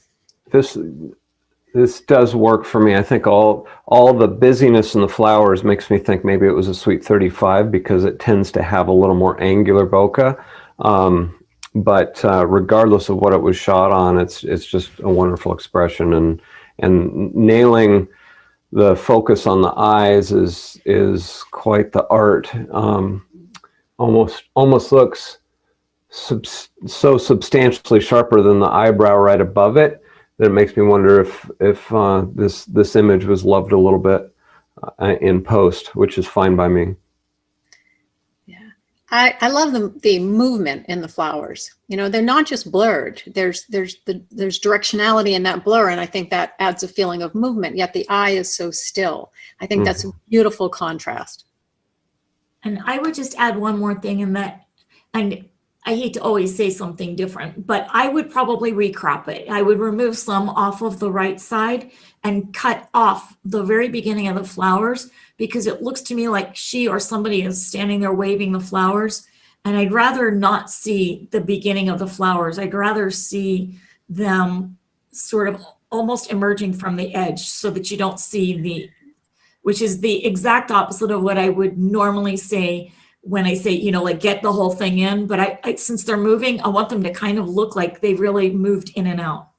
Yeah, I really love that part of it, Jackie, the part you want to cut out. So I'm just talking about a little tiny bit, like about an inch, if you could imagine an inch. But so that's when you say that, Jackie, I envision the eyeball going into the center of the image, and that creates a lot of tension for that potentiality for me.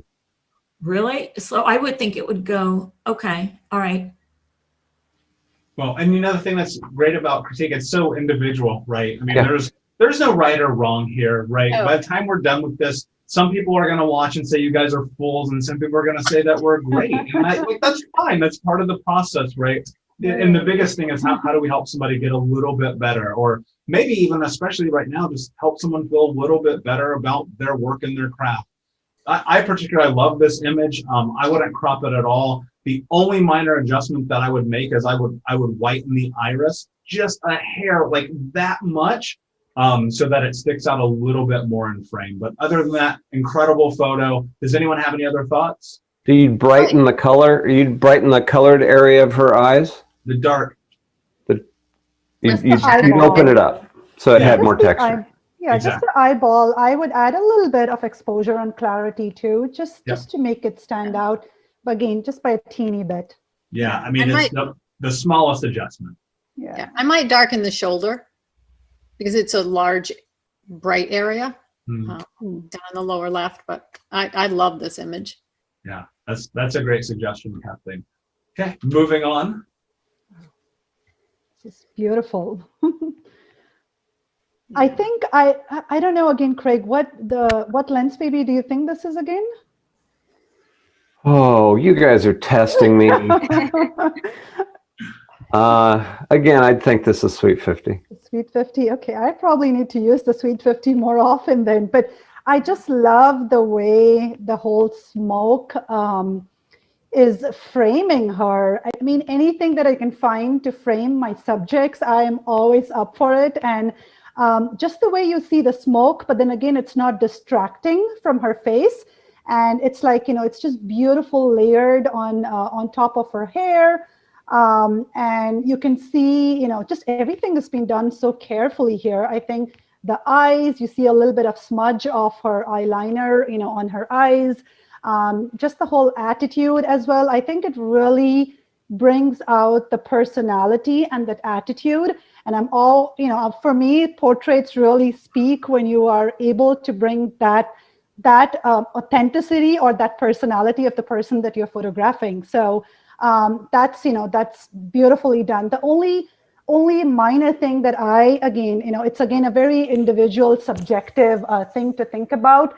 I may just underexpose or reduce the exposure, or maybe the highlights rather, on her just a little bit to bring out the contrast so that we see more of the range between the coat that she's wearing as well as her skin, and it's not completely mixed in. But again, that's just a really minor adjustment, just to make her skin stand out as well. That's me. I want to say, I love this image. I love everything about it. I love her pose. I love her glance. I like the expression, even though it seems expressionless, she's got an expression. I love the smoke. I think it's color graded to perfection. I think the skin and the hues, everything is just, for me, it's perfect. Yeah, I would say that, to me, the smoke looks like it's a separate layer. It's not part of the actual image, and it works here. And I say that because it's, the Sweet 50 is falling off, but the smoke looks like it's consistent as you move to the edge in terms of its focus. But it's not distracting at all to me. But yeah, no, it's a wonderful image. Yeah, and I'll say that I, as a former studio photographer, when it came to my portraiture, I love catch lights, and the eyes and the way that I'm drawn into this and the framing and really doing what you want a photo to do with rules of third is like really, really powerful. My eyes go directly to her eyes. I'm immediately locked in on the subject. I see the story. I can make up this thing in my head about it. To kind of mimic Joe's point, the only things that I would do is I'd change the contrast just a hair, and maybe even bump the saturation on the lipstick, because then it would match the highlights. So the other option would then be to lower the highlights, and then you'd have that more muted feel. I just think you kind of lose the exposure there on the face just a little bit, where it's hot right next to her nose. But you know what? That's so minor. Realistically, this is an incredible image. I would be super proud if I took this one. Does anyone have any other thoughts? All right. I'm just glad she's not actually smoking.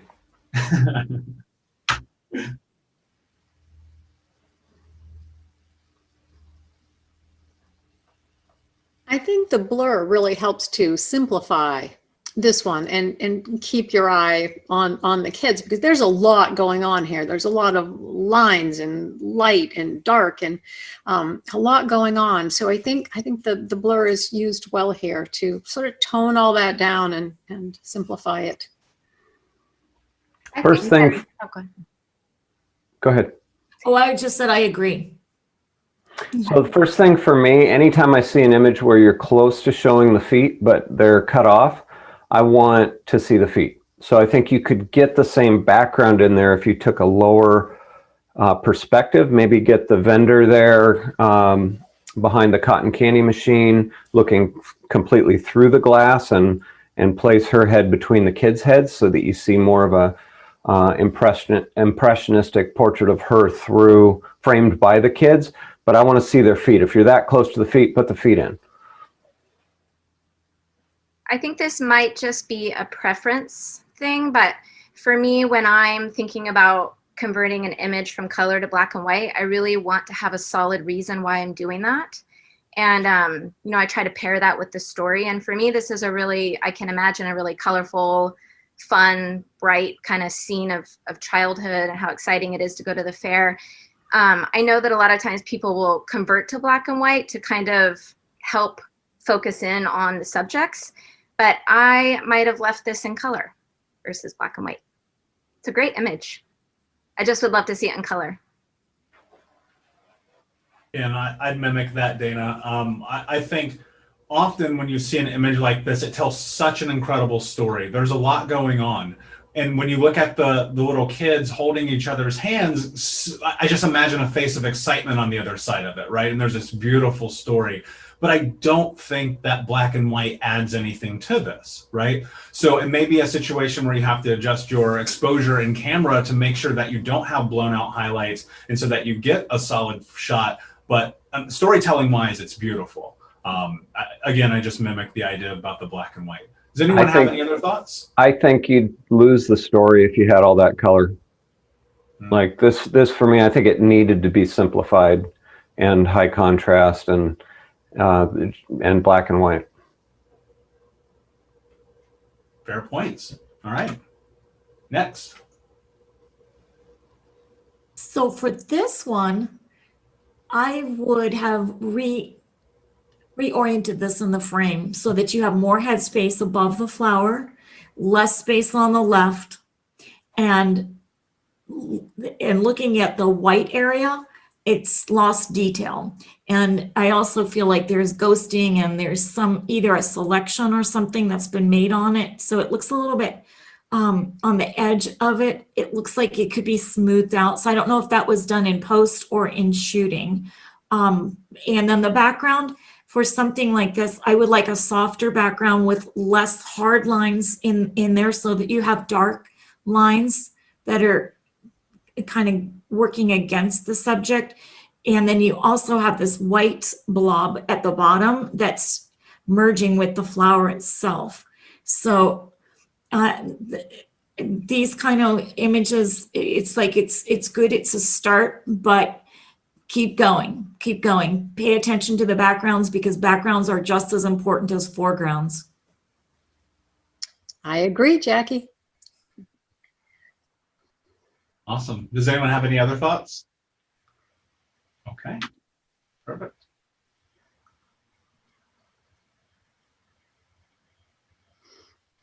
I am just going to say something that I really love the whole shape here. So just talking composition wise, the way I see things, I just really like to accentuate shapes and lines and curves and those sort of things. And to me, I would have changed the way I would have shot this, even though it's a beautiful image. I love the details, but I would have liked to see the tip of, I think I'm looking at a plant or, you know, whatever this is, but I would have liked to see the tip more in focus and sort of see the shape of what I'm looking at. So that way, and maybe just face it and not shoot it. I don't know how to explain this, but face the actual image. So I'm actually facing the plant, but not shooting it from the other angle that I'm actually looking at. I hope that makes sense. So I think I would just like to change the angle that I would shoot this. So I actually see that slight S shape of the plant, if that makes sense. I love how the background shadows and highlights work with the flow of, this group of seed pods or whatever we're looking at. It's, to the right you get a shadow, and then it goes to highlight, and left is highlight, and then it goes to shadow, and then right is highlight, and it goes to shadow, and shadow goes to highlight at the top at the end. So it just feels like there's a real dance happening between the foreground and the background, or the subject and the background. The only thing that bothers me here is that the center of the sweet spot, I assume this is a sweet spot lens, it's hard to tell in macro, has one of those seed pods that's really out of focus. And I don't like looking past something that's out of focus to something that is in focus, especially when it's right in the middle of a sweet spot. Yeah, I agree with Craig. And for me, there's too much space at the top. I think that the subject is a little too centered, but I love the effect on the stem. Awesome. Any other thoughts? Okay. Next.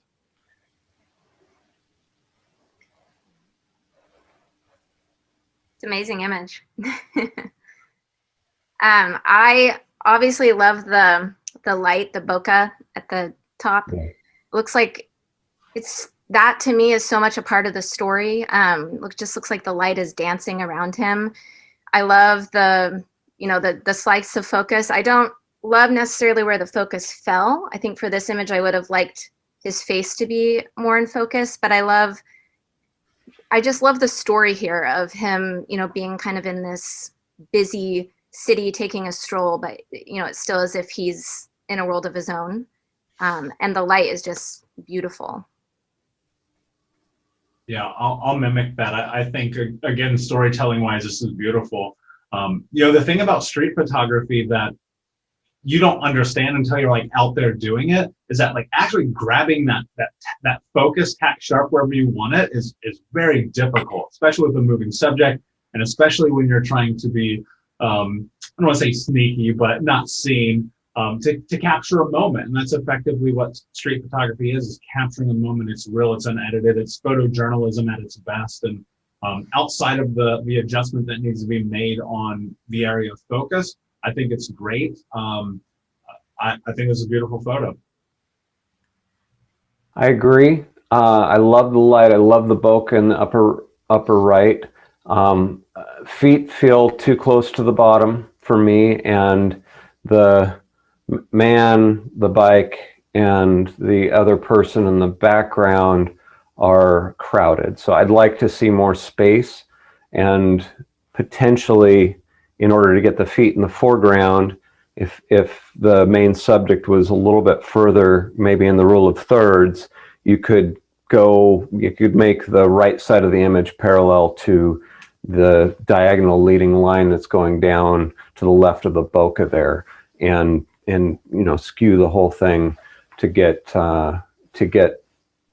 the bottom basically be rule of thirds, the lower half of the front man and the bike, and then the person behind.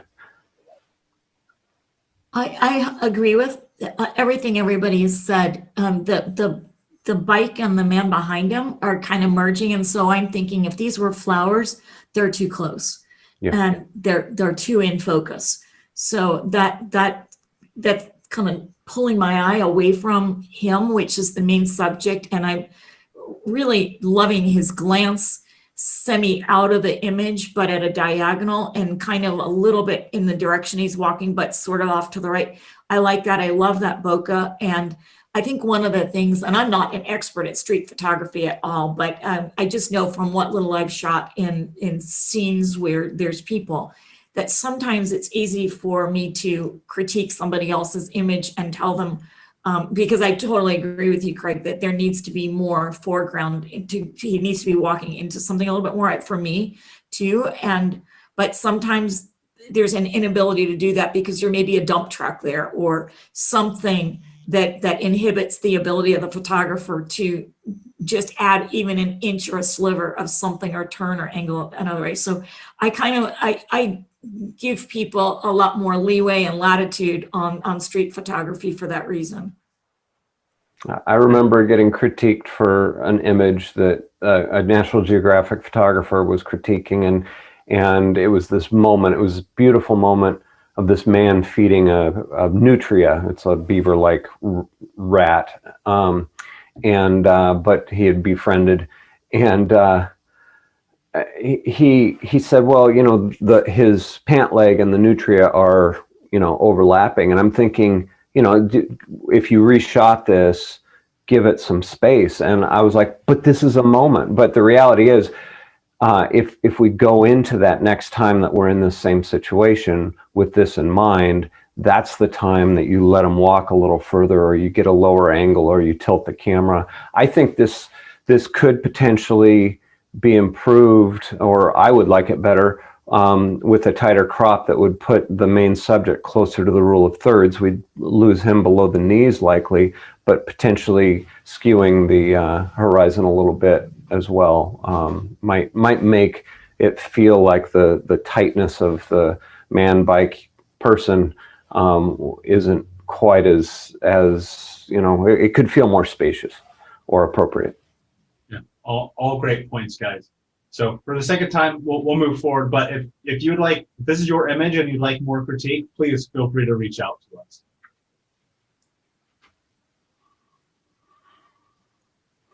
I mean, I just talked about a skewed perspective. I think this is the minimum when you're intentionally tilting the horizon. This is the minimum where it starts to feel purposeful. Anything less and it feels like an accident. Yeah, so I'll just speak to that. Yeah, that's a really good point. But I wonder if you could do that by having less foreground, right? By having more subject and focus in that bottom third. Because, you know, I'm often, as photographers, we're always looking for leading lines. Where do my eyes go? What is it that I'm seeing? What is the story? And to me, my eyes go, okay, log on the sand. Yeah, in the center of the image. Yeah, exactly. And I have to go search for all of the people doing all of the people things. And then that's amongst the blown out highlights, right? So what I would think about doing is exposing for whatever that subject is while that's in frame by moving that horizon line. And again, these rules are made to be broken. And I think as long as you understand the intention, like Craig mentioned, why you're doing it, then there's always an argument for that. But here, I just don't see it because my subject matter is log on the sand. Well, and so, I would counter. Go ahead, Michael. No, go ahead. No, please. Yeah, I would counter that if the subject is the log, which I don't know if that's the best subject, put that log in the bottom rule of thirds and put it in focus there. Leave the horizon line exactly where it's at. Sure. Yeah, absolutely. Take 2 steps, 3 steps forward, and move that down. And just going with what Michael and Craig you have said, I agree. I use foreground blur quite a bit, you know, at least just to play with it in my work. But clearly, a subject is missing here as to what we are looking at, because what is in focus, it's just sand and rocks. And if there's something interesting, you know, it's just, you know, maybe a beautiful rock or a seashell or something, you know, that is interesting for us to look at, and everything else in the background is in blur, that's totally fine. But clearly, I think the whole point of having a subject, a clear definition of a subject is missing over here. Does anyone have any other thoughts? Okay, great.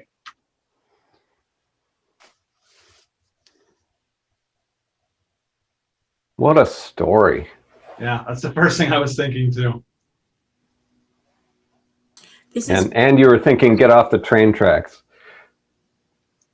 Yeah, that too.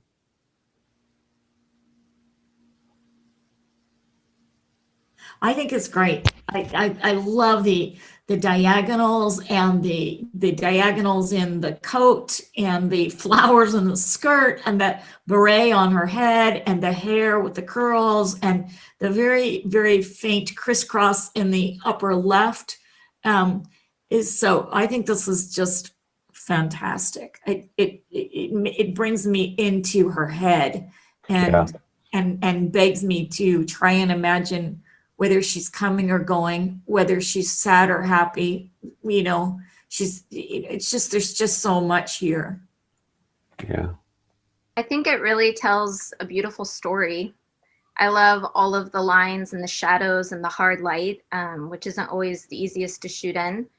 And I might have not centered my subject so much. I might have put her more on the rule of thirds. So cropping in from the upper right. And maybe if I was reshooting the same scene, getting a little bit more of the train tracks in and having her more along the right hand rule of thirds on the right side. I really like the aperture choice here for how much is in focus, and the focus placement works really, really well for me.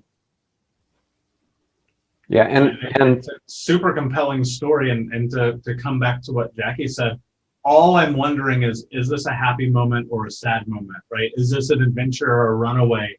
And I think the emotion in her hair, even though it's super subtle, and looking out there and seeing what I assume are waves crashing, is just, it's such a potent story. I mean, and to Dana's point, harsh light like this, I don't know really what you can do about blown out highlights and shadows. And sometimes story, it rules all. It is the trump, right?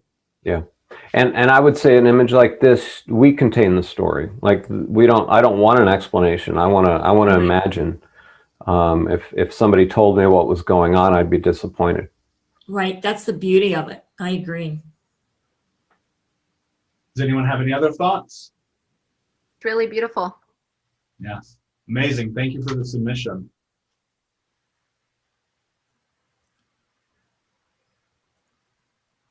I'll start with this one.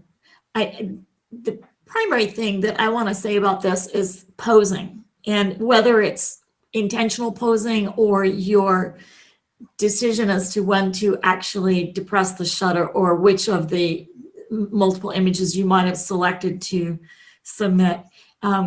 There's a couple of things that just I would adjust on this one. I like the energy in her reaching up, but I would like her facing me. I don't like to cross the face like this with both an arm and a leaf.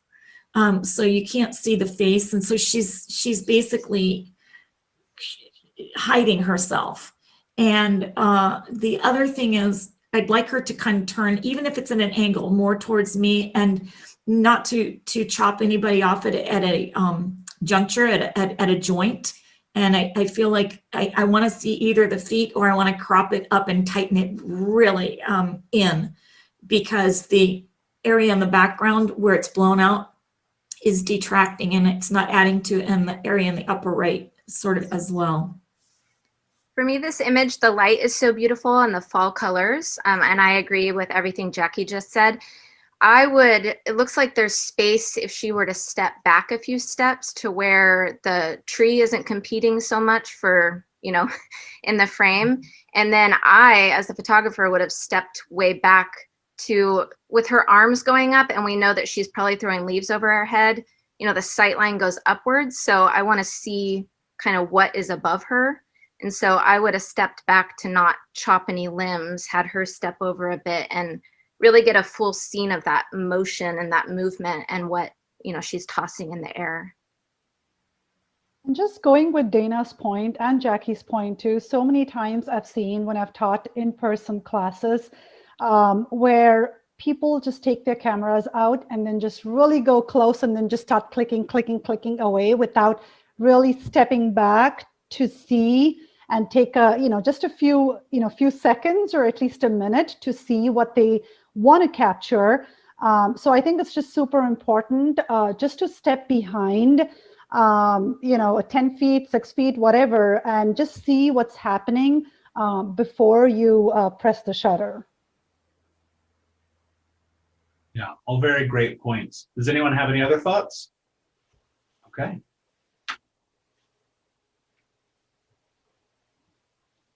So I think on this one, the human form down at the bottom, sitting on the rocks, or it must be rocks, is it gives scale to the scene. which I wouldn't know how big this was otherwise, which is nice. It feels too soft to me to really be to work completely when the person is that small. Too much glow, and then I'm distracted by how bright the sky is above the orange color.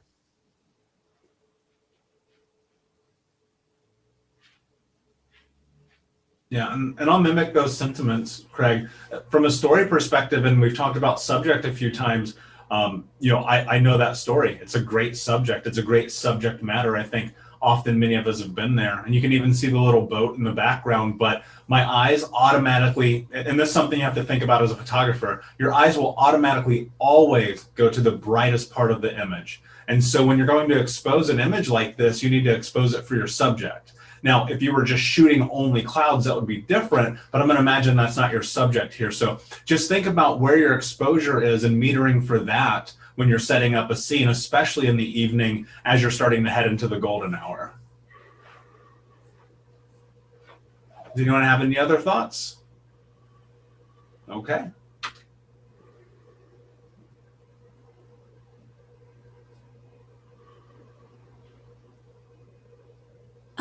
I'll start with this one.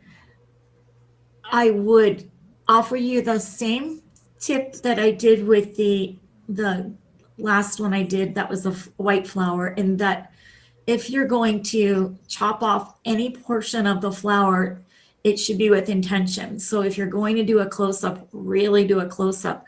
Don't make me want those little tips, and I feel like I want them. I also feel like you've cut the sepals of not the sepals, but the little kind of the neck of the flower off. And I treat my flowers as though they were portraits, and I like to see the neck and maybe sometimes part of the bust and the head. And I know that sometimes with portraits we can chop off the top of the head, and that's okay. But I don't like to do that with my flowers unless I'm really coming in for a close-up. So that's number one, is I would reorient this, and the flow of the flower is more vertical. So I would have made this a vertical orientation. And the background's beautiful. So just make it vertical, give it more room to breathe, and give it direction, headspace above it, and go in and clean it up in Photoshop. There's a lot of stuff. I don't know if it's dander and there's bugs on there inside. So I know if you don't know Photoshop, it's probably it's a good reason to get in and start to dabble in Photoshop. Just clean some of that stuff up, and I think it will make it a much more appealing image. They could clean it up in Lightroom as well. I totally agree, Jackie. It just feels really tight in the frame to me. I definitely can see this shape as vertical instead, backing out a little bit. And it looks to me like the green sepals have texture to them, but I don't think there's enough in focus to really draw that out. And I think it's a strong characteristic of the plant. So I'd want to see a little more texture. And the only thing I'll say, and I'm no flower expert, amongst the flower experts in this panel right now, I love the color of this. I think that is the thing that draws me in the most, is just looking at this and going, that is bright, that is vibrant. I don't know if you bump saturation here. I can't really tell. It looks super clean and sharp. And I'll just mimic what they said about spacing. And next.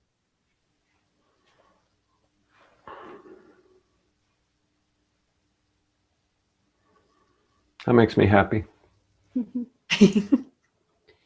I love the colors here. I think it's just, just makes me feel like, just like Craig said, brings happiness. And the color scheme is just beautiful. The water droplets are just lovely. I don't know exactly if it's a lens thing or if it's an aperture that they've used. Somehow it feels soft to me. So I don't know if it was done with intention or not, but it doesn't quite look with intention, because the softness seems like something just seems out of focus, where I would have liked to see a little bit more sharpness on the petals and the water droplets itself. But I love the colors here. I mean, it's, you know. Yeah, I didn't see that, Joe, but when you mentioned that, I think what's happening is the center of the sweet spot is a little defocused. So you get, at first look, what looks like a bigger sweet spot than this aperture would normally give, but what you're getting is kind of a fat donut with just a little bit, not quite as sharp as it might have been in the center. And that's where with the spark, squeezing it all the way flat and seeing that donut and then making note of where you're at and letting straight out, that helps me know where it can be as sharp as possible. But that's a really common thing with Lensbaby. When you've got this curved field of focus, the tip of your curve has all of your, you know, most of your resolving power, and it gets less and less as you go away. When you back focus that tip of the curve, you're intersecting your subject in kind of a donut. But it's very subtle here. I didn't even notice it until you brought it up. Yep. I would probably play with different crops on this one. The colors are beautiful. The drops seem to be what's the most in focus as opposed to the center of the flowers. And I would tend not to put that flower center right at the midline.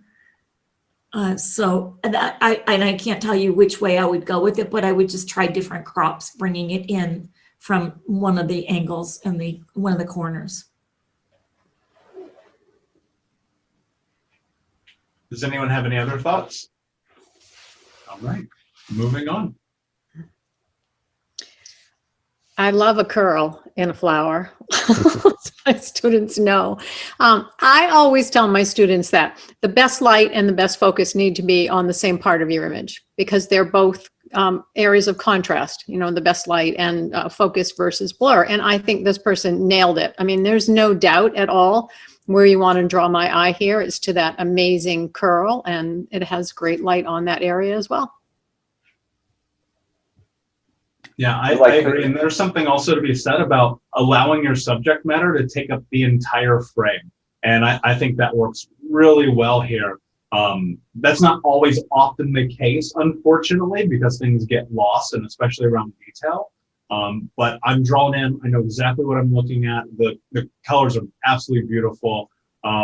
I would like to actually see it cropped out just a hair more, because I'm curious about what the edges of this look like. So much of that curl that you mentioned there, Kathleen, I wonder if the whole thing curls, but that's just a curiosity than anything. Yeah, I agree with Michael.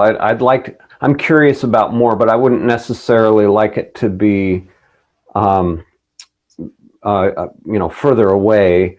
I think this kind of intimacy with what's going on in the center is really nice, but I would like to have the camera, you know, look to put the curl in the bottom right or the bottom left rule of thirds, and then judge which one. You know, the more contrast would come in if you moved that curl to the right and you saw more of the left, but then you'd see more of these kind of just beautiful cascading lines if you put the curl in the rule of thirds in the lower left.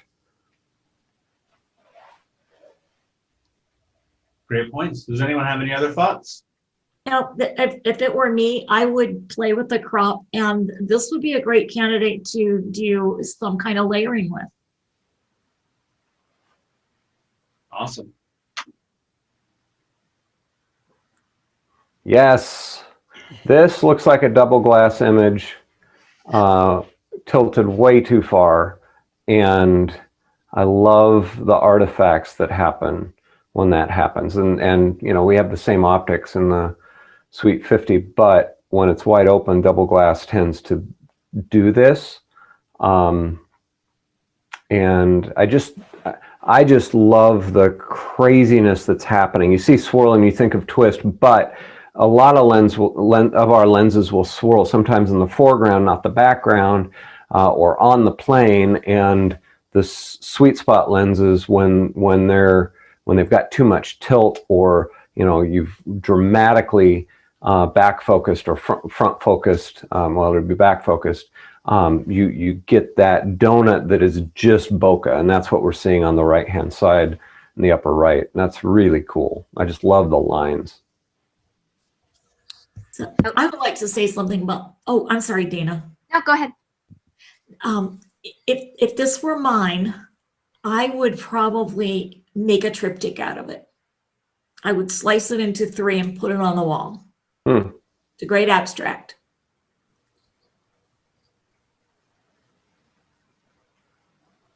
I just love the color. It makes me want to go and push my Lensbabies, you know, more to the limit, more than I push them. Looks like a light party. Yeah. Yeah, it's so cool. And what's so interesting about photographs like this is they're so abstract that the subject could be literally anything. And I have a sneaky suspicion it's like a pile of leaves on the ground. And what's so cool about this is it's a story that you can create for yourself. I don't actually really have a lot of critique other than to say, great job creating a story.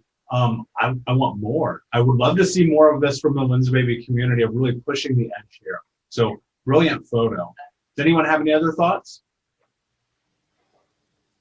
Great. As we start to wrap up here, we have time for about a couple more photos, guys. Thank you so much for all of your submissions, panel. Thank you guys. This has been amazing critique. We have time for a couple of more, so let's dive in and see what we can have. I think this is a beautiful example of when going really soft works. It's ethereal. The colors are lovely. The lines are beautiful. I really, really love this composition. I think this is gorgeous. I might pull the highlights down a bit, especially in the tongue of the iris, that white part in the center, but it's really, really dreamy and just lovely. I agree with everything Kathleen said. Sometimes when I approach an iris, I don't know where to focus because you can't help but want to capture that beautiful like bearded spot, but then your eye starts to go off into other petals and it's just such eye candy. So I have nothing else to say, but I love it. And I like that curve around on the left-hand side too. I'm really impressed with the ability to get it soft, but yet in focus in all those right places. I'd like this higher contrast. Like the black skin, I mean, the darker areas go darker.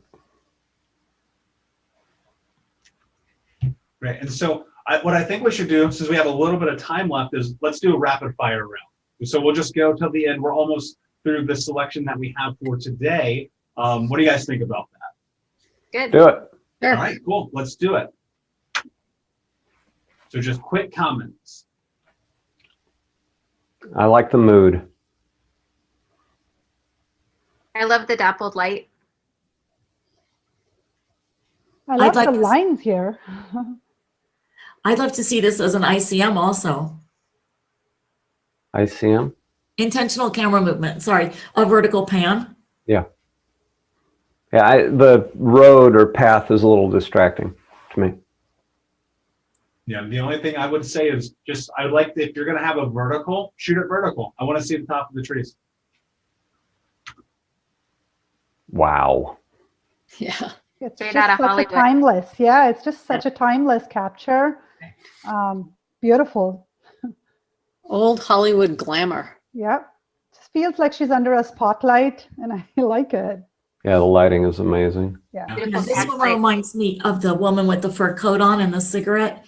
They're very classic looks. They just very moody. Love it.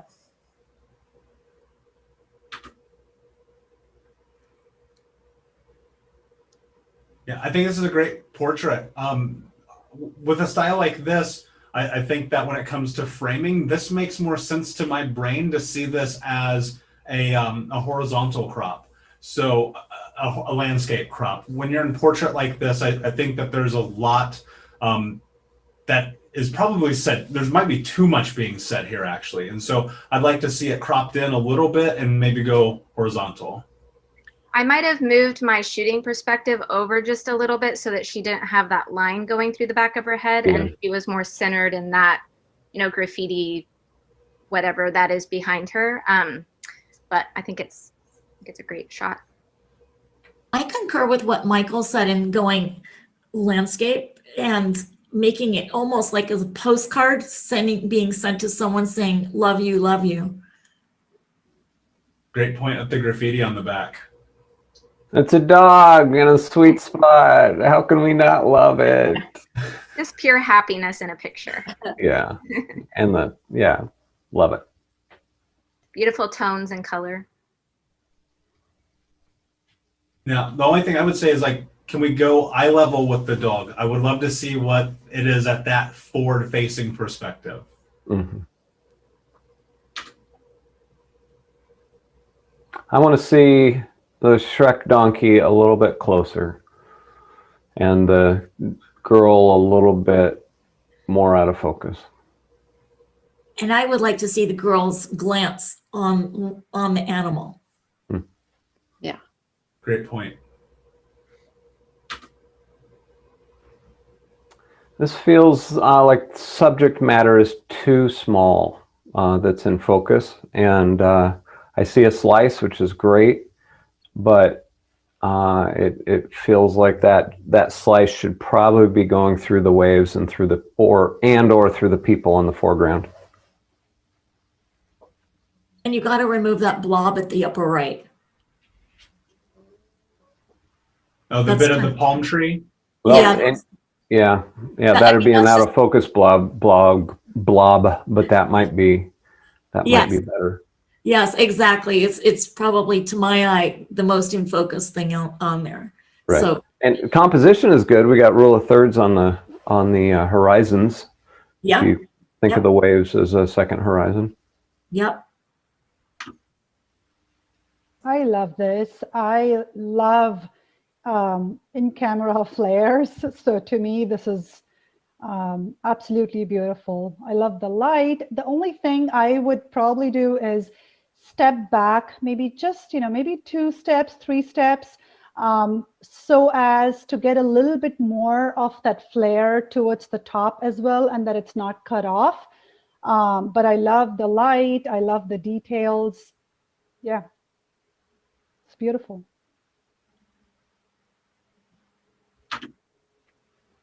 Oh my gosh, this is so great. Love it. Love it. Yeah. I like the fact that the very dark edge of the little inlet here is just tack sharp and it goes right through the other photographer and off to the horizon. Mm-hmm. I love that you don't really know if the subject is the person or the sky. It's just this, like, it's really amazing. You feel like you're there taking in the scene with him. It's a lot of mystery too. The out of focus, it leaves some to the imagination. Yeah. Yeah, and I'm a sucker for silhouettes. It's one of my favorite kind of photography. Amazing exposure. It's a beautiful scene. Tells a great story. There's maybe a touch too much foreground here, but that's just me being nitpicky. It's a great shot. I might like to see a little separation between the camera and the photographer. It feels like I'm not sure where the shoulder or the arm ends and the camera begins. I also, just being nitpicky because it's an amazing photo, would have shot a little bit higher to bring my subject lower so that the horizon wasn't kind of splicing through him. So just like a little shift up of the camera and you can shoot a little higher and then he's, it doesn't have that line going through him, but that's super nitpicky because it's an incredible image. No. And with that, we are wrapped. Shoot Extraordinary Conference. Thank you guys all so much for your amazing support over the course of the last few days. This conference could not be done without you, could not be done without this amazing team at Lensbaby, our awesome speakers and panelists, and everyone around the world who supports Lensbaby constantly. I just want to say that from my perspective, I messaged these guys 3 weeks ago, and I said, I bet we can do it. And here we are. And I'm so proud of them all. I'm so proud of you guys for willing to step into really being uncomfortable and growing as photographers and growing with us and learning how to become extraordinary. And I don't know about you guys, but I'm thrilled about this. I can't wait to do it again next year. Any final thoughts from you before we wrap up for the day? It was a great team. You Yeah, pulled it it's been a together. privilege. Yeah. I just loved every minute. And I feel like I have learned so much too. I think I'm going to be asking for Legos for Christmas, you know, so, or maybe use all those Legos that my son doesn't want to use anymore. I don't know. Yeah, I just feel newly inspired to pick up a camera and keep shooting and creating. So thank you for doing this. Yeah. Definitely inspiring in so many ways. Thank you. Amazing. Well, Shoot Extraordinary Conference, thank you guys all so much. We will be re-airing these over the course of the next couple of days, and then each individual session will be available on our website and YouTube in the coming weeks. Please do us a favor, follow us at Lensbaby USA on all of the social medias, and we'll see you soon. Dreamy artistic images. Emotive and soulful imagery. That extra recognition and quirkiness. Really unique images. Se olvidaron completamente. Extraordinary results. Creamy bokeh and a dreamy feel. Creative and quirky landscapes. Unique blur effect. Fun flares. Poetic, oniric look. Something extraordinary.